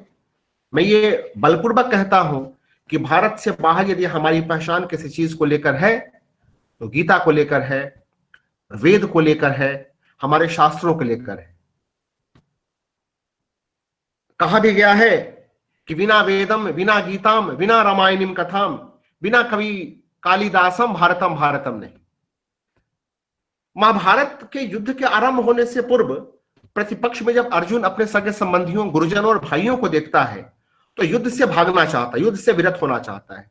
उसके सारथी कृष्ण उसे अज्ञानता से निवृत्त कराने हेतु कहते हैं, यह आत्मा नित्य अजन्मा और अमर है, इसे कोई मार नहीं सकता, शरीर नश्वर है, अतएव हे अर्जुन तुम अपने स्वधर्म का पालन करो। स्वधर्म का पालन करना ही सर्वोचित है। वो कहते हैं, क्लैब्यम मा समागमा पार्थम नहीं तत्व्युपद्यते क्षुद्रम हृदय दौर्बल्यम त्यक्तो तिष्ठ परंतप। पलायन तो सबसे बड़ा पाप है। भारतीय परंपरा कुरुक्षेत्र के मैदान को धर्म क्षेत्र कहती है और इस युद्ध को धर्म युद्ध के रूप में देखती है। वास्तव में गीता के उपदेश का मुख्य प्रयोजन युद्ध के रूपक को सामने रखकर जीवन की समस्या को हल करके न्यायोचित आचरण की शिक्षा देना है, प्रेरणा देना है। व्यापक दृष्टि से विचार करने पर कुरुक्षेत्र का मैदान जीवन संग्राम एवं जीवन के अंतर्द्वंद को उपलक्षित करता हुआ प्रतीत होता है, जहां अर्जुन मानव मात्र का प्रतिनिधि है जो जीवन संग्राम में किं कर्तव्य विमूढ़ है। वह अपने कर्तव्य अकर्तव्य के बीच अनिर्णय का शिकार है। प्रत्येक मनुष्य के जीवन में इस तरह की समस्या आती है जब स्वयं को दुविधा की स्थिति में पाता। हम सबके जीवन में ऐसी समस्या आती है और ऐसे में हमें ज्ञानी गुरु की आवश्यकता महसूस होती है। हम अनुभूत करते हैं कि हमारे पास एक ऐसा ज्ञानी गुरु होता जो हमें कर्तव्य पथ को आलोकित कर देता। अर्जुन को माध्यम बनाकर कृष्ण ने मानव मात्र को कर्तव्य का ज्ञान प्रदान करने का स्तुत्य कार्य किया। वह प्रत्येक मानव को सावधान करता है कि क्षणिक आवेश में बहकर कर्तव्य च्युत न हो जाओ। निश्चित ही गीता का यह उपदेश सभी काल और सभी परिस्थितियों के लिए सर्वथा ग्राह्य है। इसके द्वारा मानव समाज को दी गई धार्मिक सहिष्णुता की शिक्षा आज भी अनुकरणीय है। यह आद्योपांत धार्मिक सहिष्णुता की भावना से ओतप्रोत है, जो हिंदुत्व की प्रमुख विशेषता है। इसके उपदेशक ने किसी धार्मिक संप्रदाय की स्थापना नहीं की है और न ही वह किसी धार्मिक आंदोलन का नेता है। गीता की सभी उपासना पद्धतियों के साथ सहानुभूति है। इसका उपदेशक स्पष्टता ये द्योतित करता है कि जो भक्त जिस देवता को श्रद्धा से पूजता है, मैं उसकी श्रद्धा को उसी में दृढ़ करता हूं। वह उसी से अपने इच्छित भोगों को प्राप्त करता है। वह पुनः घोषित करता है कि श्रद्धा से युक्त होकर जो अन्य देवताओं को पूजते हैं वे भी मुझे ही पूजते हैं, यद्यपि उनकी यह पूजा विधि पूर्वक नहीं है। इस प्रकार आज के सामाजिक राजनीतिक परिवेश में जहां मजहब और ईश्वर के नाम पर लोग एक दूसरे के खून के प्यासे दिखते हैं, गीता का धार्मिक सहिष्णुता का यह उपदेश मानव मात्र के लिए उपयोगी हो गया है। आज स्थिति यह बनी हुई है कि खून की प्यास बंधु शोणित से आज बुझाई यहां जा रही। ऐ मेरे भगवान, बता दो दुनिया अब यह कहां जा रही। गीता के निष्काम कर्मयोग की उपयोगिता आज भी निर्विवाद है। गीता के कर्मयोग का अर्थ है निष्ठापूर्वक अपने सामाजिक कर्तव्यों का पालन करना। वास्तव में गीता कर्म योग के प्रसंग में प्रत्येक व्यक्ति से आग्रह करती है कि वह अपने वर्णगत कर्तव्यों का, उन सामाजिक दायित्वों का निष्ठापूर्वक पालन करे जो समाज में एकता लाने एवं उसे अक्षुण्ण रखने के लिए साधन स्वरूप है। गीता का कर्मयोग निष्काम कर्मयोग है। कर्मण्येवाधिकारस्ते मा फलेषु कदाचन मा कर्म फल हेतुर्भू माते संगोस्तु कर्मणि। तात्पर्य यह है कि हम कर्म को सदैव साध्य के रूप में देखें, उसे कभी साधन के रूप में ग्रहण न करें। हम कर्म तो करें किंतु कर्म फल में आसक्ति न रखें। हम कर्म करने से पहले तथा कर्म करते समय भी उससे प्राप्त होने वाले फल के विचार को कदापि न लाएं। गीता के अनुसार जो कर्म फलाकांक्षा की भावना से किए जाते हैं वे बंधनकारी होते हैं, और जो कर्म फलाकांक्षा की भावना का परित्याग करके किए जाते हैं वे बंधनकारी न होकर मोक्ष प्रदायक होते हैं। गीता सकाम भाव से किए जाने वाले कर्मों के दुष्परिणामों को भी रेखांकित करती है। उसके अनुसार सकाम होकर कर्म करने से फल में आसक्ति उत्पन्न होती है। आसक्ति से आकांक्षा जन्म लेती है, जिसकी बहुत सुंदर व्याख्या आदरणीय शैलेश भैया ने की। आकांक्षा से क्रोध और क्रोध से मोह उत्पन्न होता है। मोह से स्मृति नष्ट होती है और स्मृति नाश से हमारी बुद्धि भ्रष्ट हो जाती है और ऐसी स्थिति में हमारा सब कुछ नष्ट हो जाता है। गीता इसी प्रसंग में संन्यास और त्याग में भेद करती है। उसके अनुसार ऐसे सभी कर्मों का त्याग जो फलाकांक्षा से किए जाते हैं संन्यास है, तथा कर्मों में फलों का परित्याग त्याग है। कर्म को अकर्म से श्रेष्ठ बताते हुए निष्काम भाव से कर्तव्य कर्म के संपादन का आदेश गीता की अपनी सार्वभौम विशेषता है। वर्तमान भारतीय परिवेश में जहां सर्वत्र भ्रष्टाचार और अनाचार का बोलबाला है, निष्काम कर्म योग की उपयोगिता और भी बढ़ जाती है। उल्लेखनीय है कि राजनीति और प्रशासनिक सेवाएं समाज सेवा के साधन हुआ करती हैं, किंतु आज इसकी विश्वसनीयता भी संदिग्ध है और समाज सेवा का साध्य अप्राप्त है।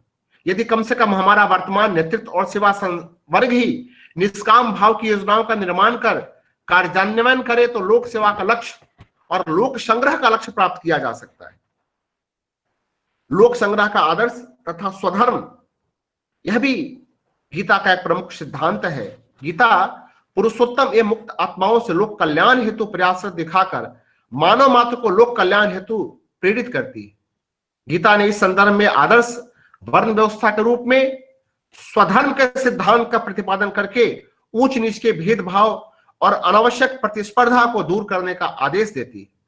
इसमें शाश्वत नैतिक व्यवस्था को स्वीकार किया जाता है। गीता प्रत्येक व्यक्ति से आग्रह करती है कि वह जगत की शाश्वत नैतिक व्यवस्था को सुदृढ़ करे, जिससे लोक संग्रह या लोक कल्याण में कोई व्यवधान न हो।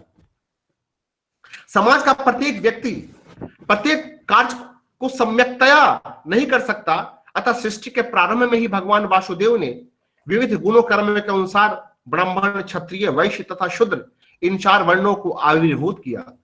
कृष्ण के अनुसार जिस वर्ण का जो स्वाभाविक धर्म है वही उसका स्वधर्म है तथा उसके लिए वही कल्याणप्रद है। गीता द्वारा प्रतिपादित यह व्यवस्था परिवर्तित रूप में आज भी विद्यमान है। आधुनिक युग में जबकि लोग अपने कर्तव्यों को भूलकर अधिकारों के लिए लड़ रहे हैं, गीता द्वारा अपने वर्णगत कर्मों के पालन का आदेश और भी समीचीन हो जाता है। गीता का दार्शनिक सिद्धांत है कि असत का भाव नहीं हो सकता और जो सत्य है उसका कभी अभाव नहीं होगा। कहीं सांख्य दर्शन का जो सत्कार्यवाद है वो पूरी तरह गीता की मूल भावना से ओतप्रोत दिखता है।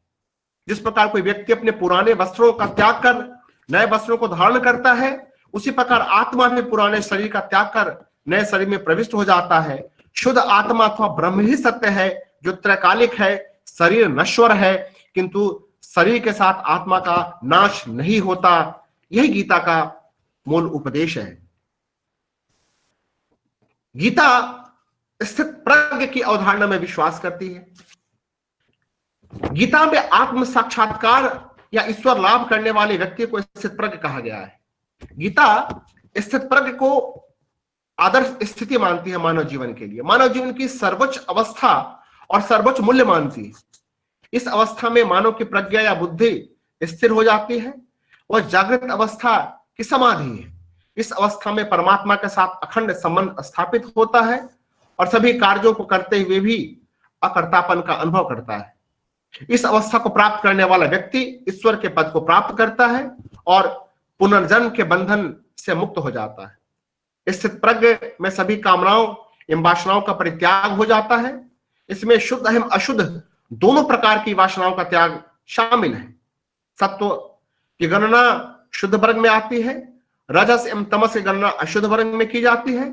स्थित प्रज्ञ दोनों प्रकार की वासनाओं एवं कामनाओं से रहित होता है। यह सदैव अपने से ही संतुष्ट रहता है। सात्विक वासनाओं का त्याग ईश्वर भक्ति से ही संभव है। सच्ची भक्ति होने पर वह निरंतर परमानंद में डूबा रहता है। स्थित प्रज्ञ दुखों में अनुचित ग्रचित एवं सुखों में स्पृह रहित होता है। यही गीता को सभी मानवों के लिए उपयोगी बनाती है। जैसा कि हम सब जानते हैं कि गीता में कृष्ण 3 योग की बात करते हैं। अर्जुन जब भ्रम की स्थिति में होता है तो कहते हैं कि मुझे प्राप्त करने के 3 साधन हैं। तुम किसी भी साधन का आश्रय करके हमको प्राप्त कर सकते हो। एक बार वो कर्मयोग की बात करते हैं, फिर ज्ञान योग की बात करते हैं, फिर भक्ति योग की बात करते हैं। किंतु गीता की विलक्षणता यह है कि कृष्ण जब जिस योग की बात कर रहे होते हैं वह योग ही सर्वोत्कृष्ट और सर्वश्रेष्ठ लगता है। जब वो कहते हैं कि कर्मण्येवाधिकारस्ते मा फलेषु, तब लगता है कि यह जो प्रखर कर्मवाद का सिद्धांत है वह पूरे विश्व के मानव के लिए अनुकरणीय है। लॉस एंजल्स में बैठा हुआ अमेरिका में रहने वाला व्यक्ति भी गीता को हृदयंगम कर गीता के सिद्धांत पर चलकर ईश्वर तक पहुंचने का मार्ग प्रशस्त कर सकता है। ठीक उसी प्रकार यदि कोई व्यक्ति कर्मवादी नहीं है, प्रखर कर्मवादी नहीं हो सकता, तो वह ज्ञान प्राप्ति के मार्ग पर चले तब भी उसे ईश्वर की प्राप्ति हो सकती है। वह यदि ऐसा समझे कि हम ही ब्रह्म के अंश हैं, तत्वम असि, तत्व हम ही हैं, हम में और ब्रह्म में ऐक्य है, हम में और ब्रह्म में कोई पार्थक्य नहीं है। यदि जीव को इस बात की प्रतीति हो जाती है, ज्ञान की चेतना के स्तर पर जब वो इस बात को समझ लेता है कि हम में और ईश्वर में कोई अंतर नहीं है, तब भी वो ईश्वर तक पहुंच जाता है। अंत में अर्जुन के सामने कृष्ण एक और मार्ग कहते हैं और कहते हैं कि यदि इन दोनों मार्गों पर भी कोई व्यक्ति नहीं चल सकता तो सर्वधर्मान परित्यज्य मामेकम शरणं व्रज अहम त्वाम सर्व पापेभ्यो मोक्षयिष्यामि मा शुचः। तुम यदि इन दोनों मार्गों पर भी नहीं चल सकते तो तुम सब कुछ छोड़कर मेरी मेरे अंतःकरण से पवित्र होकर अपने आप को मेरे हवाले कर दो, मैं तुम्हें सभी पापों से मुक्त कर दूंगा। और यह जो गीता की विलक्षणता है, वो कहते हैं कि तुम इन तीनों रास्ते में से किसी भी रास्ते पर चल के मुझको प्राप्त कर सकते हो, किंतु इन तीनों मार्गों की विवेचना करने के बाद भी अर्जुन को किसी विशेष मार्ग पर चलने के लिए प्रेरित नहीं करते। वो कहते हैं कि इसके बाद भी तुम्हारी जैसी इच्छा वैसा करो, तुम्हें जो श्रेष्ठ लगे वैसा करो। यह इस बात का भी संकेत करती है कि भारतवर्ष की जो परंपरा है, गीता की जो परंपरा है, ज्ञान की जो परंपरा है, वह यह नहीं कहती कि इसके बाद हम किसी दूसरे मार्ग पर विचार नहीं कर सकते। मैं बहुत ज्यादा आपका समय आज नहीं लूंगा, स्वास्थ्य की दृष्टि से भी मैं बहुत आज ठीक नहीं हूं, और मुझसे पहले आदरणीय शैलेश भैया और धनंजय जी ने गीता की बहुत सी बातें आपके साथ साझा की हैं। मैं तो सिर्फ आज आपके बीच उपस्थित होकर आपसे मिलके प्रमोदित हूं, मुझे बहुत आनंद आया। और सबसे बड़ी बात यह है कि आज के इस कोरोना काल में मैं देख रहा था कि लगभग 50 से अधिक लोग इस संगोष्ठी में निरंतर जुड़े रहे हैं। यह संख्या भी अपने आप में बहुत ही महत्वपूर्ण है। हम तो इस सिद्धांत पर चलने वाले हैं कि एका शब्द सम्यक ज्ञाता शास्त्रान्वितः सुप्रयुक्तः स्वर्ग लोके। अब तो 50 लोग हैं, तो मुझे यह विश्वास है कि आज की यह संगोष्ठी, आज का यह कार्यक्रम निश्चित रूप से अत्यंत फलदायी होगा, इसका एक दीर्घकालिक प्रभाव होगा। मैं पुनः आदरणीय धनंजय जी को आमंत्रित करने के लिए और आप सभी को मुझे ध्यान से सुनने के लिए धन्यवाद कहता हूं और आप सबको प्रणाम करता हूं। धन्यवाद। बहुत बहुत धन्यवाद सर, आपने बहुत उचित बातों को हमारे बीच रखे और आप हमारे कार्यक्रम में भी शामिल हुए, इसके लिए भी आपको बहुत बहुत धन्यवाद।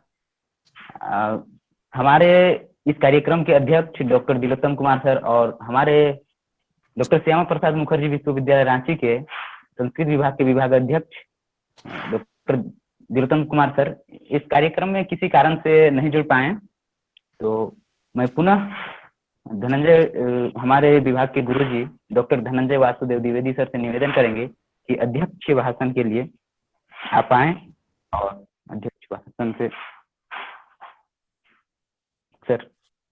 अध्यक्षीय भाषण तो अध्यक्ष के द्वारा ही दिया जाना है, लेकिन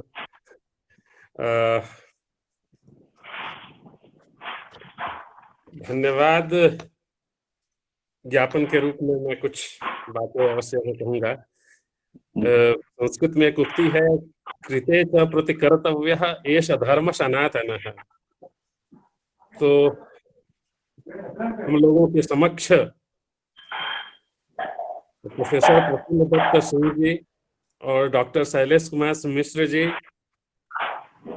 दोनों अपने विषय में निष्णात हैं, इसमें किंचित मात्र भी विचिकित्सा नहीं है। इन विद्वान द्वय के माध्यम से हम लोगों को जो कुछ जानने और समझने का अवसर प्राप्त हुआ, उससे हम अनुग्रहित हैं।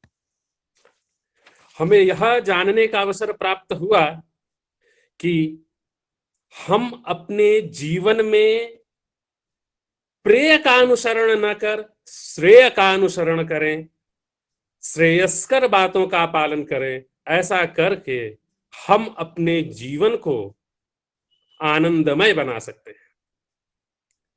हम स्वयं को जीवन और मरण के बंधन से मुक्त करने का प्रयास कर सकते हैं। हमें किस प्रकार अपने मन की इच्छाओं पर नियंत्रण करना है, इस संबंध में डॉक्टर शैलेश कुमार मिश्र जी ने बड़ा ही अच्छा मार्गदर्शन दिया। किस प्रकार से हम गीता के सिद्धांतों का अनुसरण करके वर्तमान में व्याप्त समस्याओं का समाधान करने में समर्थ हो सकते हैं, इसका भी उदाहरणों के साथ उन्होंने विश्लेषण प्रस्तुत किया। हमारे परम प्रिय मित्र प्रोफेसर प्रसून दत्त सिंह जी ने स्थित प्रज्ञ की अवधारणा का विवेचन करते हुए आत्म तत्व के रहस्य को भी उद्घाटित करने का प्रयास किया। क्या कर्तव्य है, क्या अकर्तव्य है, इसके विषय में भी उनका संबोधन अत्यंत उपयोगी है। मनुष्य फल की इच्छा से रहित होकर कर्म में लगा रहे, इस संबंध में भी दृष्टांतों के साथ प्रोफेसर प्रसून जी ने अपने वक्तव्य को रखा। हम यह अपेक्षा करते हैं कि हमारे विद्यार्थी इन उद्बोधनों से लाभान्वित हुए होंगे। मैं पुनः डॉक्टर शैलेश कुमार मिश्र जी को और प्रोफेसर प्रसून दत्त सिंह जी को उनके अत्यंत उपयोगी उद्बोधन के लिए धन्यवाद देता हूं, अनुग्रहित हूं। धन्यवाद।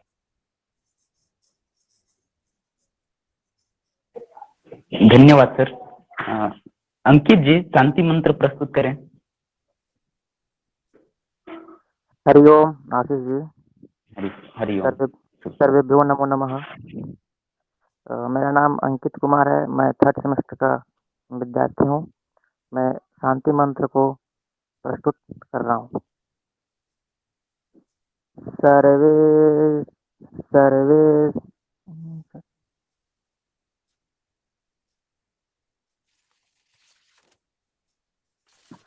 सर्वे संतु। आवाज नहीं आ रही है ठीक से। आवाज जा रही है सर? आवाज कट रही है। आवाज नहीं जा रही है? अभी आ रही है। सर्वे भवन्तु सुखिनः, सर्वे सन्तु निरामयाः, सर्वे भद्राणि पश्यन्तु, मा कश्चित् दुःखभाग् भवेत्। ओम शांति शांति शांति। धन्यवाद। आप सभी को बहुत बहुत धन्यवाद। सभी को नमस्कार। आंग्लिक नववर्ष की शुभकामनाएं। चलो, विद्यार्थी लोगों के प्रयास के लिए विद्यार्थी लोगों को भी धन्यवाद, शैलेश भैया को भी धन्यवाद और प्रसून जी को भी धन्यवाद। और धनंजय जी आपको बहुत बहुत बधाई, बहुत बहुत बधाई आपको। धन्यवाद धन्यवाद। नमस्कार, बहुत अच्छा लगा आपसे। कार्यों में निरत लगा रहता हूँ। बिल्कुल बिल्कुल। आप शैलेश तो भैया धनंजय भी हैं, वासुदेव भी हैं। शैलेश भैया को प्रणाम, शैलेश भैया को प्रणाम। नमस्कार नमस्कार प्रसून जी, बहुत अच्छा लगा आपको सुनकर। धन्यवाद भैया। आप स्वस्थ हो जल्दी। जी भैया, जी जी बिल्कुल हो जाएंगे 1-2 दिन में।